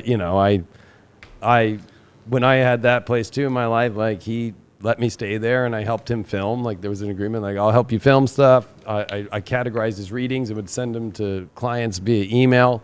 And then on the weekends, I just couldn't be at the house because when his son would come for the weekends. So it's weird. I lived in a kid's room with no place. And I had cut my life down to like a box and some clothes and a bag and a backpack. That was about it. Mm-hmm. Yeah. And right after that, here we are. Yeah. That's the way it goes. 2010 for me. Yeah. But that's the way it goes. That's pretty deep because that's kind of that Ten of Swords where the positive part of this card is like, I remember walking into the grocery store with like $20. I had just like moved in and I told Chris like, hey, I'm going to go to the grocery store, get some food for the week. And I had $20. And I'm like, okay, I got to get Carl Budding, 99-cent fucking like turkey meat. Where's the Home Pride 99-cent like Wonder Bread loaf? And how can I use this $20 to get me through a week of food? And thinking, have I just made the dumbest mistake of my life? Like fully leaving the path of the Matrix and all the comforts I had. I sold on Craigslist it just had come out, was like Samsung and HD TVs. And my parents for Christmas was so nice to give me that. And I bought a PS3 at the time. And I had my apartment and I was on unemployment at the end after having a career in boats and cars for forever. And I fucking sold everything. I sold everything. But then my car got repoed. And so I had to pay that car off with the money of everything that was in that room that I had that I was renting, and I had nothing left. And, I remember being like, am I just fucking stupid right now? But that's kind of how it feels. I feel like the Ten of Swords has a feeling of stupidity. Like, I am an idiot for waiting this long, or am I an idiot to actually make this jump to what I know is a better place? Yeah. There's that weird idiot part on both sides. Yeah, I mean it's very confusing when you're going through this. Like this whole last week for me, I've been laying around just so mentally confused. Can I even make it through this? Like what's going to happen? How long is this going to take? And then you start rethinking your whole life and rethinking where you're going, and it's just fucking this is. Dude, I'm not. The look on your face with that was just like, I should just screenshot that and put Ten of Swords deck. We could make a Ten of Swords awakening experience of just facial expressions with you and I through all of our episodes, and just make a whole deck on that. And Ten of Swords would be you, like that face, dude. Oh man, big time. Yeah, the facial expression probably does it more justice than words. Because there's no words to describe how hard it's been here lately. But you just hit the nail on the head. The words are the problem inside that have to stop. There comes that point to where it's like, I remember, am I going to really sell my TV? It's the actions that we take, right? I'm going to do this. I'm going to make my life better. I'm not going to be stuck in this apartment that's nice. It's great. It's in Huntington on the beach. I have an ocean view. It was cheap, my brother and I, but I had lived in that apartment complex for years prior. So when that apartment came open, I'm like, I'm fucking moving in there after a relationship I thought was the one when I was young in 2007 that ended in 2008. And I moved in with my brother. And then 2 years of being there and doing astrology and working with Soul Garden and shit and finally making the leap was very difficult of like, should I really sell this TV? And I remember everybody except my father, who's now going to be past 2 years on September 11th. He was the only one who supported me and was like, I believe in you. Everybody else was like, why won't you go get a normal job? Why are you going to go live out on the streets again? Why are you going to go do? And they knew my past of like the drug stuff, of all the stuff that I was just talking about earlier. And that's just like the tip of that iceberg. Mm-hmm. So they were afraid that was going to be where I was going to go next. And I think that's weird about the Ten of Swords is other people's opinions about the matter You know what's best for you. That's if you're ending something that's not working for you. And some people might not like that. Some people actually like to see you suffer. Oh, that's what I was going to say. Because then they stay connected to you. And like that was something I noticed, or the version that they want you to be. Right? Like I like that you're in this place because I have the control of where I'm at, or I like that you come to me for when you're suffering in pain and talk to me about that suffering and pain. But they don't want you to be in that better place. No. Because they cling to the version of you that they had the most power over. Yeah. So, and it's funny that you said that because I was just posting that when I was sitting here waiting on you earlier. I was posting that on Facebook that, you know, people who try to bring you down by bringing up your past, you know, what they're doing. And the sad thing about it is a lot of times it's family members. A lot of times that don't want to see you do better because they had power over you.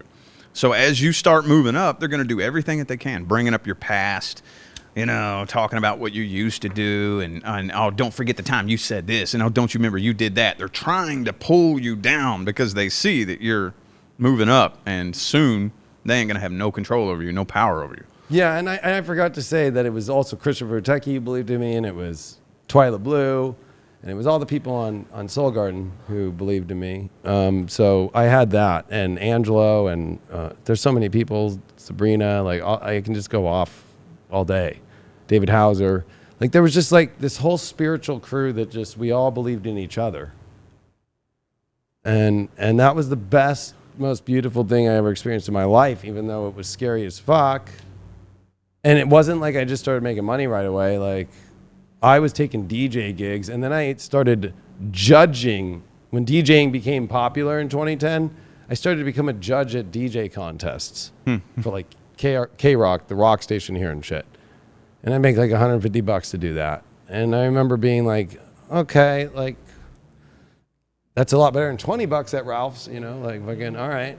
But fucking, it finally got to that place. I was telling people on Deep Astrology this week, my weekly astrology horoscope, that right now, you put yourself back to 2011, Jupiter retrograde in Taurus, everything that you need to create is in you right now. You have it all.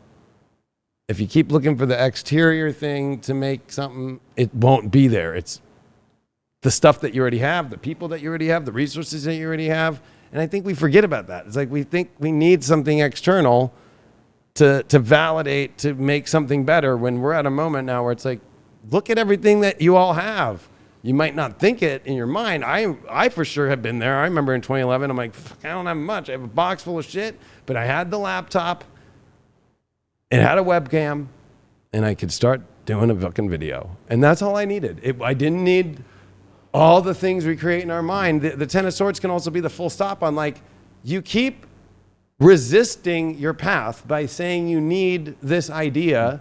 So that could be a physical thing, but it's just the idea. That's really what you want to look at the rewiring of, is like the idea that, well, when I have the right person that's contacting me, or when I have the right thing and the right camera and the right thing, like...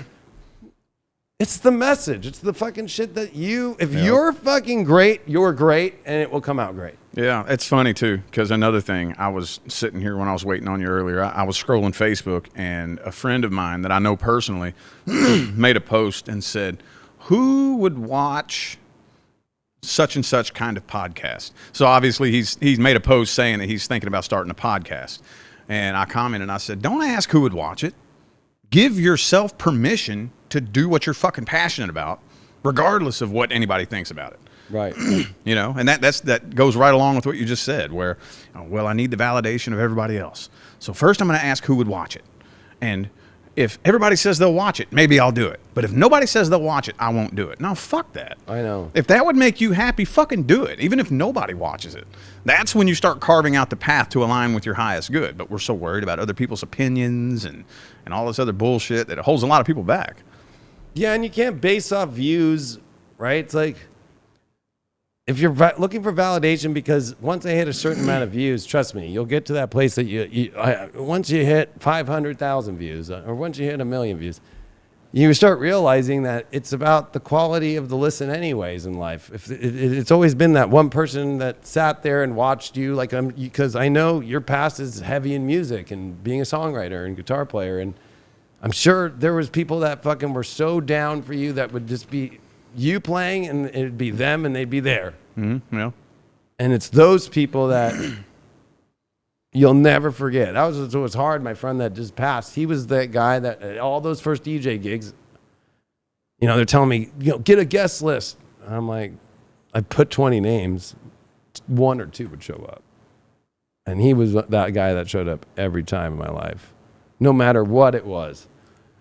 And I would show up for him in his life and whatever it was that he felt that he was inspired to do. And I think the problem in the world today is that people just don't want to see other people thrive and succeed as much as they say they want to. Yeah. It's like, hey, I'm going to go do this event, or I'm going to go do this thing. It's like, no, I can't. I got this. I got that. I got this. Yeah. People, but if it's like a real thing, like in the case of like, we just had a baby, like, it's like, sorry, like we're having a baby. So it feels bad because one of my other best friends, it was his bachelor party the weekend right after we had the baby. So I'm like, dude, I'm sorry. Like, I feel horrible. Yeah. But he's a good enough guy that knows that I love him, you know? But it's when my biggest pet peeve is when people come up with just lame ass excuses. To me, the excuses of the shit we're battling within ourselves, that's not for me to judge. But when it becomes this outside thing of like, oh, you know, I have this, and you can just see it because they're just spinning a wheel. Which this card is where wheels just can't spin anymore, you know? People spin themselves out. That's the whole idea of being spun. Mm-hmm. People think, oh, it's just from taking drugs. No, you're spun out when you're spun out on your own fucking crazy ideas that aren't going anywhere, and then now you believe it, and you won't just stop that fucking thing. It's like it reminds you that we haven't done the Wheel of Fortune yet, or maybe we did. I think we did. But, you know, that card, like, if it lands on bankruptcy, or if it lands, you know, like, that's the destiny that's going to take you to where you need to go. You don't realize it, but that's the fortune. Fortune doesn't look the way you want it to look. And that's the thing about the swords is it's very what it should look like instead of what is happening on the bigger scale. You know, we get too locked in the micro instead of the macro. Mm-hmm. Yeah. I mean, everybody, we let our own mind get in the way. This is where the whole thing about the ego, you know, where people in the spiritual community say ego is bad. You know, they attach this negative stigma to the word ego. And first of all, the ego is not bad. What's bad is when we try to do everything with the ego. Yeah. We try to use the ego to figure everything out. So we'll make like a plan, an A through Z plan. First, I got to do this, then I got to do this, then I got to do this. And we paint this picture out in our imagination of how to make it work, when the universe has a much bigger picture. Like, no, that ain't going to work. I can get you there. I can get you to where you're wanting to go, but it's not going to work that way. You're going to have to go this way and this way. And then, and the ego is like, that doesn't make sense. I can't compute.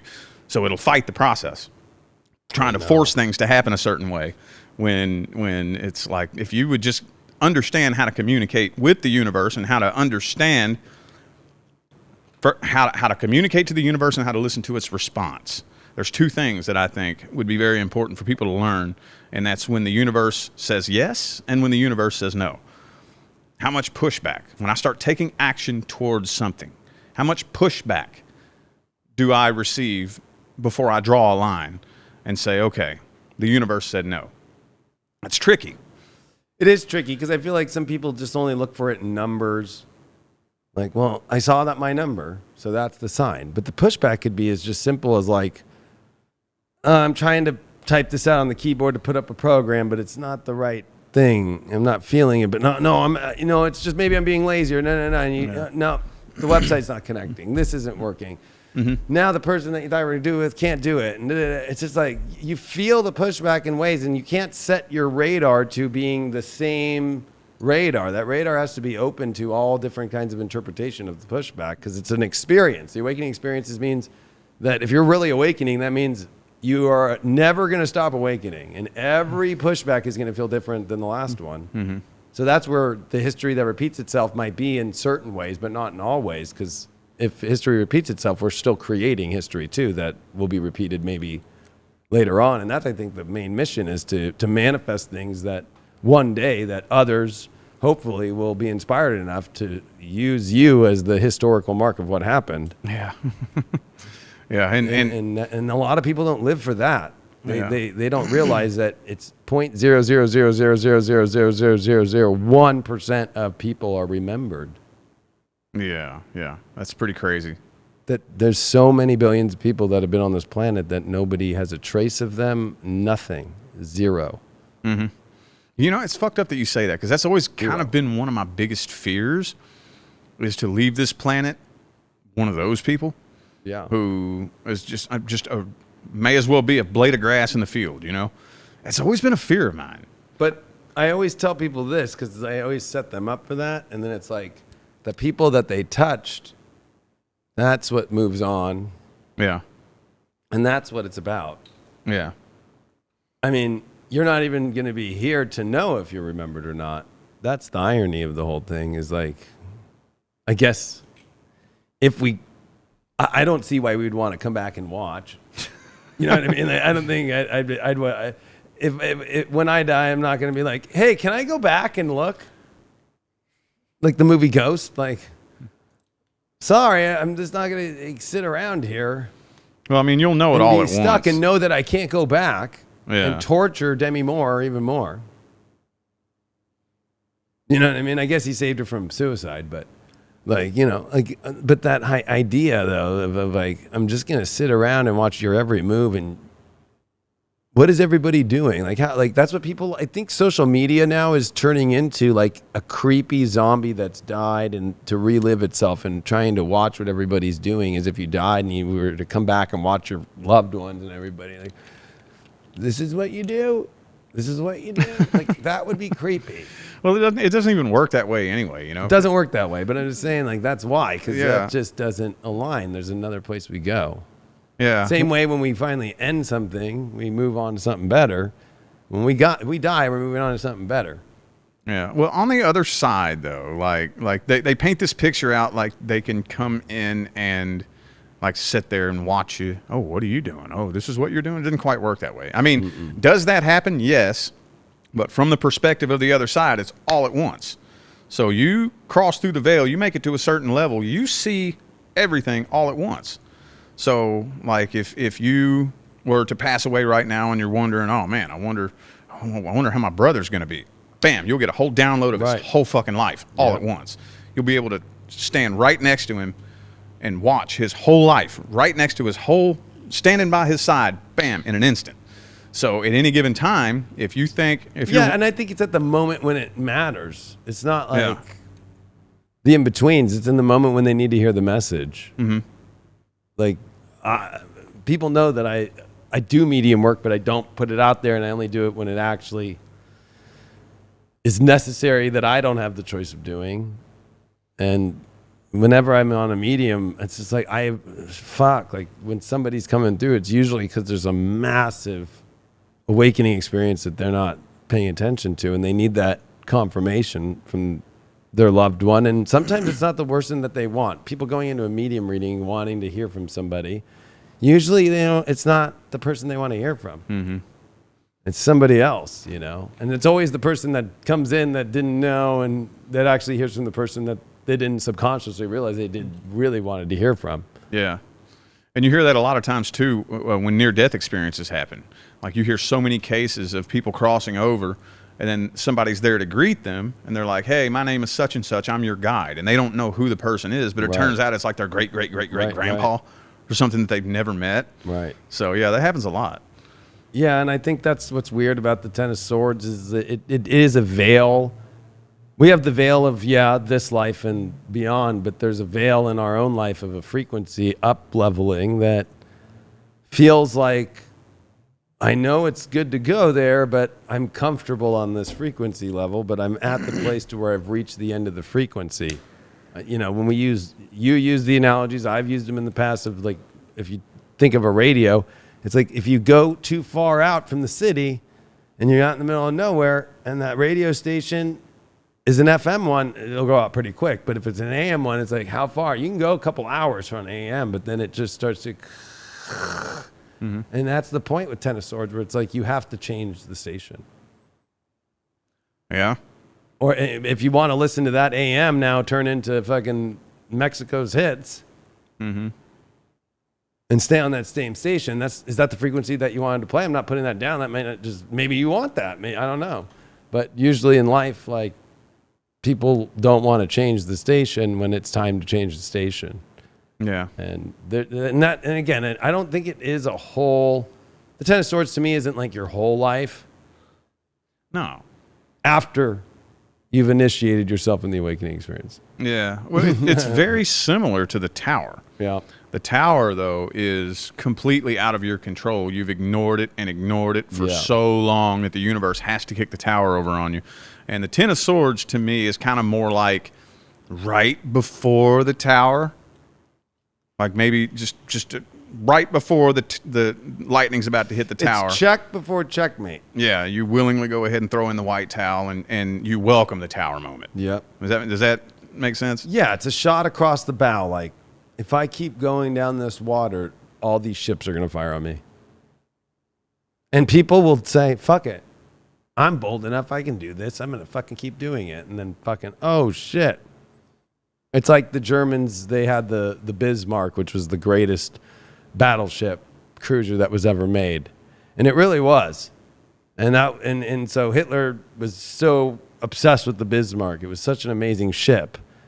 And it went down because the British ships, which were really weak and they weren't that great, happened to just fire a torpedo smart enough, instead of trying to hit the main ship, just to get the rudder so it would be stopped, to get enough ships around it to fucking kill the Bismarck. And so to me, it feels like in life we can feel like this superhero that I can get through this, and I can create the idea in my head that I can keep using the substance or use this or whatever that's not working in my life. I'm getting a lot of pushback, but my fucking battleship is so strong. And then those shots start coming across the bow. And then it's like, well, there's 8 ships here. In this case, there's 10 ships. It's just me. Am I going to really go to war against these 10 ships? Yes. Okay, boom. Rudder goes out. And then they just surround it, and watching all the Nazis just jump out of the fucking ship and blow up, and fucking, that's a crazy story, but it's true. And that to me that's the problem, is that ego mind is just, I'm going to fuck. And I love that you brought that up. The Tower, this is the precursor to the Tower. It's like the universe gives us a choice if we really want to go through a tower. It gives us a moment to pull out. So it's like on your car. We have a warning light system. We have a yellow light. Although this is a little bit more extreme than yellow light. It's like, I don't know. It feels like the brakes are on and you're like fucking seeing all the cars come, and you either are going to try and go through or not, and you're going to get T-boned, or you're going to fucking at least put that ABS on and fucking, it's, you're coming in hot usually too, I feel. Mm-hmm. But the Nine of Swords kind of makes it to where it's the realization of how hot it is. It's the Ten of Swords. It's like, it's time.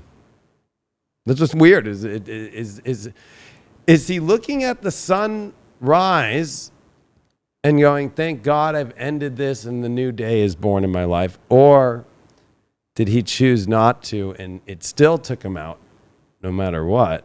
And he's watching the sun set to go to darkness, and in regret that, and that's a humbling you don't want to go through, because those humblings suck.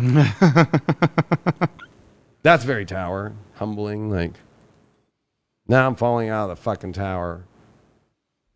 And I knew, just to like touch back real quick, when I was at that apartment in my life and doing meth was just part, but that was my main thing. But there was a lot going on. But when the cops were outside, because nobody had ever had their head blown off by a shotgun in Newport Beach, fucking in front of an apartment complex, and that happened right in front of my apartment. It wasn't me or anybody. It was just some random fucking relationship that didn't go right, and the fucking woman fucking took the dude's shotgun and fucking in the fucking parking lot in broad daylight fucking shot his fucking head off. So I came home to a murder scene, and the second I got in my house, and I'm tripping out because, of course, I just smoked speed on my way home from work. That would have traumatized me. Right? I get into my apartment, and I go out on my patio to smoke a cigarette, and it's right in front of me. The blood everywhere, the fucking cops everywhere, and, of course, all the cops look up at my place, and I hear a knock on my door. And I'm fucking thinking, of course, not about the fucking person who's dead, but about, did they fucking finally catch me? So good thing I'm wearing my action boat shirt and shit. I open the door and I'm like, yes, sir. And, I was in the military, so like every police officer, I'm always respectful. How can I help you, sir? And he was like, were you home when this happened? I was like, no, sir. I work at Action Boats in Huntington Beach. He's like, oh, do you know Todd? I was like, the Newport cop who just got the 263? Yeah. Oh, yeah. He bought it from Action Boats. And he's like, no, we were just wanting to see if we had an eyewitness account. I'm like, nope. But that was a sign, because that feeling, the pushback was, the cops are knocking on my door. Yeah.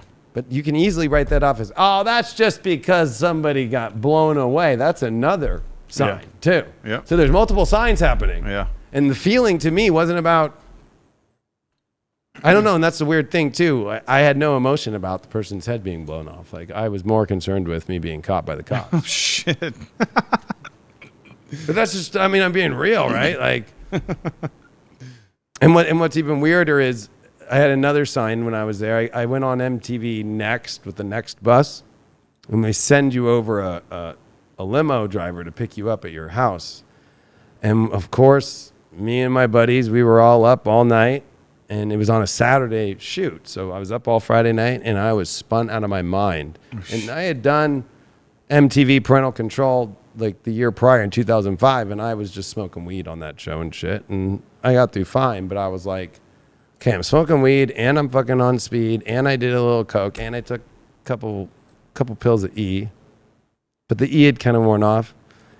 And I look at my friends, and I fucking spike my hair up, and back then we would do crazy things like take egg yolks and shit and fucking make it spiky and buy these weird fucking shit to make our hair. I used to have hair like this, like fucking full, and I'm like, and I used to wear a fucking belt buckle that had a fucking skull and bones on it, and fucking like, I was like, I looked like a fucking bro, bro. Like, and so I'm like, I'm going to go on this fucking show. And so I went into the limo, and the fucking limo driver, and I know that this whole account about Barack Obama is real, because the limo driver was like, yo, dog, what were you doing? All your buddies up there at 6 in the morning. I'm like, we just fucking partied, bro. He's like, what do you got on you? So, of course, I had my meth pipe on me. I had meth. I had my weed pipe and my other. I always wear cargo shorts because it's an old pattern of being able to carry those things in my pockets. And I'm like, are you down? Like, are you fucking a cop? Are you cool? He's like, fuck, I'm fucking cool, bro. Fuck yeah. What do you got? I'm like, I got some meth. And he's like, let's smoke that shit. I'm like, you down? You can do it while you're driving? So I went all the way to the front, packed a bowl, fucking... We smoked some meth, and I got to the fucking shoot site, and I'm like, bro, I'm fucking... Gator. Gone. And he's like, you're going to fucking kill it. So I get in the next bus. There's no windows. They block all the windows out from the wrap. And then they're like, you're not allowed to leave the bus. And they're like, David, you're number 4. So if you even get picked, the first guy will get picked, the second guy will get picked, the third guy. And if she necks all 3 of them, then it will be you. But just know that we're just going to have a camera on you guys right here, and you guys talking, because you don't know what's happening out there. And until it's you have to sit in this bus, and I don't know where I'm at. So they drive us to a location we don't know. There's no thing. And I'm like, I need to smoke a cigarette. I need to fucking have a hit of weed. I need to smoke some more speed. I'm fucking coming down. I'm fucking needing to level out, and I need to fucking smoke. So I fucking went into the next bus. I'm the only one in the world. There's actually a public article on the internet. You can look it up. I fucking went into the next bus. I went into the fucking shit, and first thing I did was light up the fucking speed, because that's the first thing I don't want to get caught for. And it doesn't smell. And fucking the little port in that fucking RV fucking lit up hardcore. Like I smoked a whole bowl to myself, And I was fucking like, all right, I need a little weed just to take it down. And then that's when the producer started smelling it. And then that's when I'm like, lighting a cigarette up just to fucking like be like, no, it's a cigarette. And then I finally pleaded, and I broke every next rule, and they let me go outside and just right outside the door and close it and smoke the cigarette. And I'm like, I'm up in the fucking Hollywood Hills. I didn't know where I was. I thought, like the beach. And they were like, dude, we don't allow this. And then they picked me because the girl next 3 guys, and I walked out, and I'm fucking gone. Right? And they go, the girl, her name's Brianna, and she's like, hey, like, how are you? And I'm like, I'm good. What sign are you? And I can't get this episode. It's out there. But I don't know why they're not putting those episodes up. And anyway, long story short, I say, I'm a Leo. You're a Libra? She's like, she was Libra. And then she's like, I love astrology. I'm like, awesome. This is 2006. I fucking had to go up to this Renaissance party in this Hollywood Hills house where like you eat the food like it's Renaissance. The other guys didn't make it to the dinner. And then I had to put on Renaissance clothes. Right? Like Shakespeare style. And I'm just sitting there in the thing talking to her about astrology and shit, and I'm fucking fracked out of my mind. But talking about spirituality the whole time and all that shit, and she was down for it, and then she picked me, and I won the show. And then I didn't take the money, because I could say no and take the money. I was like, I think this chick's cool. And then she fucking, and this is more pushback. She goes, I'm sorry, I'm an actress, and I have a boyfriend, but it was great meeting you. I'm just using this to get more airtime. So she lied to me the whole time. I just acted, but she picked me. And I go home, and then I'm watching MTV Awards, and it's Brianna Evigan who got the Kiss of the Year in the movie Step Up. She was the Step Up girl. And I'm like, what? I just got, and then her and I are friends, and I saw her at Lightning in a Bottle like 5 years later, and we laughed about it for hours. But it was that moment when I was like on the way home, and one of the other guys on the next bus was in the same limo with me and the limo driver. And that limo driver's like, David, pull that shit out right now. And that guy sat and watched us smoke speed, and he looked at us like we were the craziest motherfuckers in the world. And he fucking literally hit me up on MySpace like 2 weeks later and was like, dude, you're fucking crazy. Like, do you need to go to rehab or something? And I'm like, relax, bro. He's like, that shit scared me. Now, of course, my ego ass was like, what a pussy. But like, those are the little signs when I thought, oh, this is going to be the chick that I'm going to date next. No, she's an actress, and she's a famous actress. I didn't even know. I'm like going to these extremes to where I'm fucking forcing them to change the rules and fucking being the only one that ever smoked meth and weed and cigarettes in the fucking next bus. And I wore that as a crown for a long time. So for me, it was when I created the Leo King in 2012 into 13 that I took that crown down after I quit drugs and all that, and did the astrology that I do it now. And that's hard, because going back there, it's so easy to wear that crown again. Mm-hmm. Just even talking about it all is putting me back into that old guy of like, I thought that was badass that he was scared. Well, you're giving me flashbacks just listening to your stories, because I was right there. Same thing. I mean, same thing. I used to, and that's another reason why I quit going back to my hometown, because like I wore that kind of shit as a crown, you know, like for example, now when I was doing drugs, I did anything and everything, meth, coke, heroin, anything I could get my hands on. Mm-hmm. But what my drug of choice was benzos, Xanax. Xanax was my drug of choice. And I would eat those things in massive amounts. And I can remember like many different times where I would take like a whole handful of like 10 or 20 of them and just pop them all at once. And people would be like, I mean, like, what the fuck? This is nothing, you know? And then you never smoked speed? Yeah. Oh yeah. Oh yeah. Not long after that, all that though, every time I'd come back to my hometown, I'd run into somebody and be like, oh yeah, I remember you. Dude, I've never seen somebody eat so many Xanaxes in my life. Yeah, exactly. You got known as that guy. Yeah. And at the time, I thought that was cool. I was like, yeah. And then it started embarrassing me. I was like, oh, this is what I'm known for. This is what everybody knows me for. Right. That was embarrassing. So I stopped going back to my hometown after that.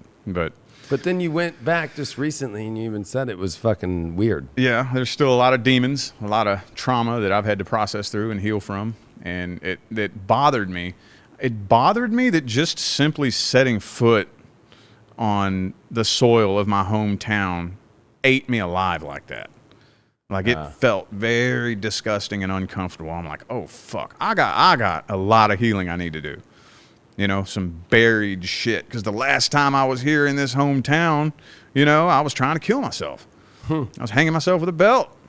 So I got away from all that, transmuted and processed through some of the energy to where I thought, you know, I've healed from that, I'm good. But I didn't really have a way to gauge because, you know, I moved away from all that. I got other things going on now. So when we went back there, just setting foot on that soil, I'm like, ugh, gut knotting up. The demons are creeping up. I start feeling my heart pounding, and I start going back into the mentality of that person that wants to kill himself because I feel like I have no hope. I feel like I'm trapped. It's kind of that adrenal, like, survival instinct, too, probably. Mm-hmm. And it was so bizarre I was almost like, it almost kind of felt like I had that old version of me right next to me, and I was standing next to that person, seeing things from my perspective now and my perspective back then at the same time. And it was so bizarre because I could feel the hopelessness again, just like back when I tried to take my own life. But then there was this other aspect of me that realizes that that's not true. So it was so bizarre seeing things from two perspectives at once. You know, well, I thought it was interesting because you shared with me your story when you came back. We were doing this podcast during it, that Leia was like, let's go into these stores. And that was what tripped you out, is that you were on those streets for so long and never walked into the stores of the streets you lived on. And seeing another perspective of it too. Like, maybe because there was a part of you like, I don't know, I'm living under the bridge. I don't want to walk into that fucking store. Because you always told me that there was a consciousness about you about, you know, being homeless. Like, I'm not going to do this. I'm not going to be over here. And you didn't feel like, I don't want to go into these stores. Like, you know. Well, yeah. I mean, for me, like everything about that whole area where I grew up, the southern Indiana, Louisville, Kentucky area, and I have the mentality of a homeless person. So looking around, it's like you subconsciously make these decisions like, I can't afford that. Can't afford that. There's no point in going there. I can't afford anything in that store. Can't afford to eat there. You know, I'm just the bottom of the barrel. So there's a lot of things that I ate out at a restaurant in downtown Louisville for the first time in my entire life when we went back there. I've never eaten at a restaurant there. This is how low I was. I've never even eaten at a restaurant there. And now you were at the Little Caesars at the trash when they threw it all away. You're in the back of the Little Caesars. You're not even in the Little Caesars, the back of it. Yep, that was. I can put myself there and see like the light in the back with the fucking, and then the dude being like, nobody bought all these. All right, cool. Yeah, that was my mentality. That was the lens that I saw the world through back then, and I didn't know any different. Yeah. So, that brought for lots of healing that needed to be done, and still some of that has been bubbling up to the surface here lately over the past week or so. Some of that old trauma and shit's been just bubbling up randomly. You know, it is. You know, I think maybe the trauma too is it's the old self that was not connected to the true frequency that you're in now, even though that was the frequency you had to be in to get to the frequency you're at now. It's like weird, like trying to have to like get on the radio and like go back to the old frequency and realize it's like so analog and it's so distorted, and there's a lot of, you know, songs that play that you don't want to hear again, you know, that remind you of things. But there's the other weird part of it too, is like it's the fear that's going to come back and take over this life. And I think that's what you addressed, and we both addressed, but especially you addressed it at the beginning of this podcast, where it's like there's so much that does come around the spiral that checks up on you. And so you going back to the place to where you actually have to look at it too, like that's the place you awoke from and got on the experience. You have to go back there. It's the fear that it's maybe going to do the off ramp off your experience back into the old one. Yeah. And that's where I was just feeling when I was looking back at that. It's like, it's so easy for me to be like, fuck yeah, motherfucker, I got that shit. I don't give a fuck who this person is. They can watch us smoke this shit. Mm-hmm. You know, and then I remember when I came back, all my buddies were still at the house. It was like 8 p.m. and they were like, that's my fucking boy. He fucking just goes on MTV, fucking fucked up. Fucking, I told them everything. They were like, you're the fucking man. Let's light it up again. Like it was nothing, you know? And then when it goes on TV and they know the story, they're like, oh shit. And that was a hard person to let die. But the only way that person died was 10 of swords. Like so many things, repoed car, losing everything, living in a child's bedroom. Like you could go through the list forever, you know, walking on sidewalks where you don't know where to go take a piss. Where's the best place to take a piss right now? Yeah. And not ruining your piss spot too much. Yep. You know, I've been there. So looking on the ground for cigarette butts and shit. Oh yeah, especially when it's like you're jonesing bad. Yeah. And I never asked anybody for anything, and would never even ask for a cigarette. I was the same damn way. I couldn't do it. I was like, nah. Never asked for change. Never asked for fucking anything. Mm-hmm. But I would, of course, with Techie, I'd be like, and I told him I'm quitting smoking since I'm so in my life now. I gotta let this shit go. And I'd quit for a week, and he was on a reading, and I run into the fucking apartment, and I'm like, fucking need a cigarette. And he's like, you quit. I'm like, you better fucking give me that shit right now. And I fucking felt so bad. And I never did that ever again because I'm like, I just ruined that person's reading for a second and got him out of the flow. You know, all for just a cigarette. Yeah. And so it's like those kind of things help. That's 10 of Swords could be that moment too, where it's like, did I really just do this and it affects that person that way? And then it affected another person now that I didn't even realize because I was just jumping into my mind of what I needed. And also, I told them, you better not give me a cigarette. You know what I mean? You know, we've all been there. It's like, I'm done. And if I ask for it, no. And then I'm like sitting there fucking like, no, I fucking need one right now. And he did give it to me. And then I apologized to him. And then I ended up failing in that quit. And then I got in a relationship and I quit for her. I said, you know, I want to quit for myself, but I know that you don't smoke, so, you know. And then, believe it or not, I thought that was actually one of the worst things I did was when I started to quit for other people things instead of myself.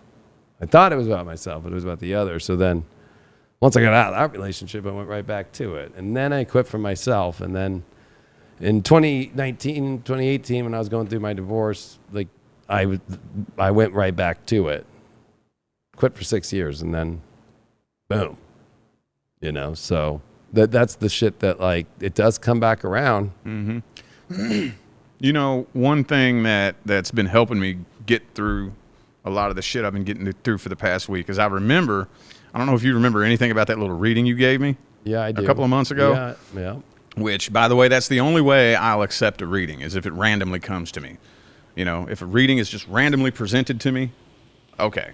But I don't go get readings. But well, we were looking at Leia's cardology with Bianca, and then it ended up being like, let's pull her chart. Yeah. And then we all looked around and went, can we look at your chart, Rich? Yeah.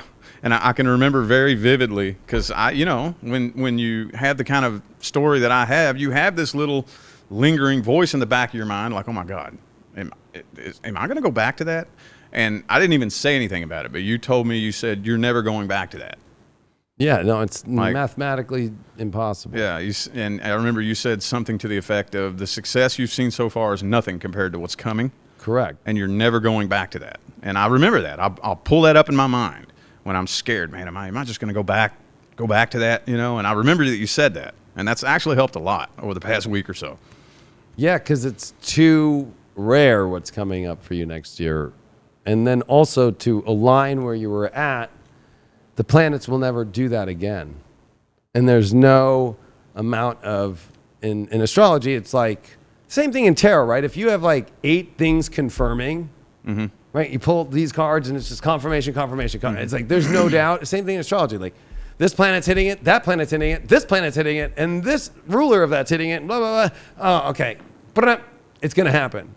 But when I go back to you into that sort of place, there's nothing that ever comes that way, not even stacked by 1 or 2 or 3 or 4 or 5 or 6 or 7 or 8 or 9 like you were in. There's moments of like remembering it, but there's not going back. Yeah, it's been a big help. And I have a question for you. What do you think happens to people? I mean, I've tried, well, I won't say I try. I have, and I think I figured it out astrologically, although it's unique to the person. It's not like a one size fits all, like this transit will make every spiritual person who's committed their life to it leave it and leave the light work and go back to religion or go back and think that they're guilty now and all this shit. What do you feel manifesting wise makes people go on the understanding of the awakening experience, awaken, and then destroy it and look at it as if it's a 10 of swords? I'll tell you exactly what that is. They set a finish line in their mind, and then when they cross that finish line, they take all their climbing gear off and they get comfortable. That's what does it. Because, you know, when we're manifesting, you know, we can only accomplish one goal at a time. So when you set on the manifestation path, you have some kind of goal, whether it's a certain amount of money or, you know, your dream job or just whatever it is. You paint a picture. This is what I'm manifesting, and you work at it and you dig away and you work at it, and finally you get there. Your first fucking thing that you want to do is go, I've arrived. Cool. So I'm gonna sit here and chill and get comfortable. Well, people don't realize that that's fine. I'm not saying don't relax and don't enjoy what you've manifested, but be fucking careful, because you're going to start sliding down and sliding down, and people don't even realize it. They're sliding back, and then by the time they realize it, they've gained so much momentum sliding down that it's too late, and then it crashes and burns. When what you should be doing, take a little bit of time to relax, enjoy what you've manifested, pat yourself on the back, then start thinking, okay, now what? Right. What's the next goal? What's the next mountain I'm going to climb? I got to keep going. I got to keep evolving, because there is no end process to anything, whether it's awakening, whether it's manifesting. It never comes to an end. There is no finish line. So that would be my answer to that question. That's a good look, because there is a finish line with the 10 of swords when it's not something that's good. But that's interesting, because it reminds me of building a house on like stilts, you know, on a hill, and then when they need replacing, it's like, I don't really want to have to do the work, so I'll throw a toothpick up.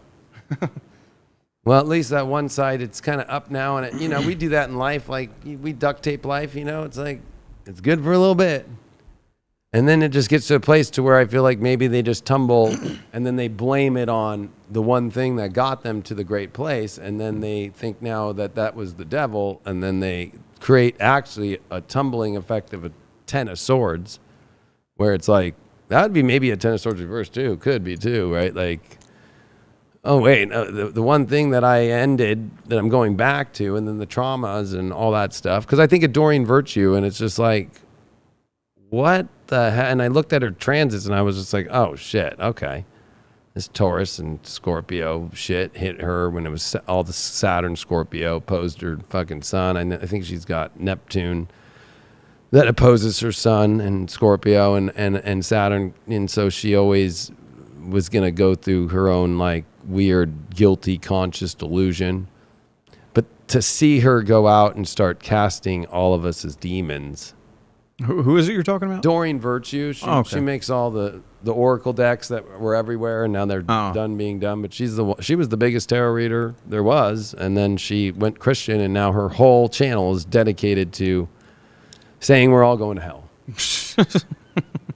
And she was the top Hay House publisher. Hay House produced all those fucking cards, like all the, I can't even remember, but like all the Ascended Masters decks, all those kind of decks, like all the angel decks. She's the one who fucking put it all out and had the big corporate backing and books and lectures, and was with, and then she even puts down Wayne Dyer. Who puts down Wayne Dyer and calls him a demon, because he was trying to open up the consciousness of people. Like the guy was the fucking most awesome shit. And to me, I'm just like, how do people get to that? And then I'm thinking now on the other side, how do people get into this place and then use it for their own gain of like trying to change it into a way of like, people accused me of that for a while, being like the fucking hothead of astrology or whatever. But Michael Erlewine told me on his own podcast in 2018, he won the Lifetime Achievement Award for astrology and the last person to have done it in 2018. But in 2018, he said, I'm like a comet that came in, the rarity that came in to advance things. The same way that Mark Twain even said, I was born on Comet Hale-Bopp, and when Comet Hale-Bopp he knew was coming, he said, I will leave with Comet Hale-Bopp, and he did. But I see this other extreme of people getting into this community, and then I feel like they're agents that are trying to fuck it all up. It's possible, but it all comes back down to what I was talking about a little bit ago when it comes to energy. They don't understand energy. Divine energy is just simply divine energy. It doesn't care who uses it or what it's used for or what you do with it. And I don't think people quite understand that it all comes down to energy and what you choose to do with it with your intentions. Right. It's very simple. It's not very complex. It's not complicated. But if you're not really all that, not to be condescending or anything, but if you're not really all that evolved as a soul and you can't quite wrap your mind around the inner workings of energy and intention, then I guess I could kind of see where, you could go from having a successful career like that and then maybe manifesting she probably manifested some bullshit into her life. And I don't know. I don't know the lady. I don't know her story, but something to the effect of her relationship came to an end, or some manifested some kind of trauma into her life, and then just thought, oh my God, I got to go seek Jesus, and well, tarot's evil. She just misused her energy. Doesn't know shit about manifestation, energy behavior. Doesn't have a clue how any of that works, which honestly most tarot readers don't. So then I think she was in a relationship, married, and then her husband left her because obviously they weren't a frequency match. And then I think her own self-worth, she gained a lot of weight, and she blamed it all on that she was tricked by the devil into all this stuff that caused her pain. When really, I think you just said it correctly, that she manifested her own shit. Yeah, she energetically ignorant and wanted to find something to blame it on. Yeah, instead of in the masking, especially with her weight. Yeah. And then she moved back in with like her parents and had like a full ranch out in Hawaii and the whole nine, like mansion, ranch, and all that. And of course, she used to do her stuff like she had animals like galore, like goats and shit in Hawaii. Probably hanging out with fucking Oprah and fucking planting laser beams on Maui. But, I just wanted to hear your insights. That's an interesting way to look at it that actually makes a lot more sense to me now. I see the astrology, but it's like interesting, especially since she's Taurus. Yeah, it makes more sense now that she would manifest a scorpionic dark thing and then project that dark thing as something else than her own doing in her own manifestation. That's what most people do. Nobody wants to take accountability for what they manifest in their life. Everybody always wants to point the blame. And I tell people when people come to me and ask me about manifestation, I say one of the first things that you need to start doing is asking yourself, how did I manifest that? I don't care what it is. Stop pointing the blame. Stop saying, it was just a coincidence, or it was this person's fault, or it was that person's fault. If whenever we're done here today, when I'm on my way home, if I blow a tire, the first thing I'm going to ask myself is, how did I manifest that? What negative thought have I been running through my head that manifested this situation? Or why did I manifest that? But it always comes back down to, I am the creator of what I experience, whether I realize I'm doing it or not. Nobody wants to take that kind of accountability, No, and that's the hardest shit. I when it came to my teeth and all my teeth, it's easy to say, yeah, my dad's side was English. My grandfather had dentures. Like, my great-grandfather had dentures. Like, I have English teeth. But a simple search for me to be, like, looking deeper, like, how did I manifest it? And then I'm really like, okay, I'm an astrologer, and teeth are connected to organs, but then also teeth are connected to Capricorn. But they're also connected to chakras, and it's the throat chakra. And, you know, I manifest really well, but there's other areas where I feel like maybe my voice isn't heard, or maybe I don't let that voice be heard enough. And I think a lot of it was over the years of telling people, don't fall for this shit, and the backlash. Mm-hmm. And even though I held the line, I let too much of it get to me as far as like my self-worth, even though I still kept going. But to watch people, I had a family that was so nice. They let us stay in their house and on tour. And they were very gracious, and they wrote me a message saying, like, we don't align with your views, which is totally cool if you don't align with somebody's frequency. But, like, I looked up to them. They were amazing family, and they wrote me and said, we're unsubscribing. We don't align with your views. They're in Washington, D.C., so they're lobbyists. So of course. But it wasn't about that, because I understand what they have to do, but it was more of just like, man, like, all right, like, you have to learn to accept when people don't align with your frequency anymore, you know? And mm-hmm. I think when I look back, that was like that. It was also when my dad just died. Like, I was just like, fuck. And so when I look at my teeth now, it's like, I'm like, okay, the guy got to deal with that. And I can't blame it on the English and teeth, and I can't blame it on this or that. I have to look at that this is manifested, and I have to look for the reason, and I have to deal with that reason. Yeah, it's not fun. No. And then actually, I think in my whole life, I have a gap in my teeth, and I never got braces or anything like that. My family couldn't afford that. I never got that offered to me.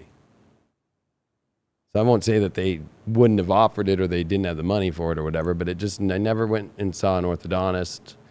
And I carried that burden for so many years till finally I was on TV, and nobody thinks about it.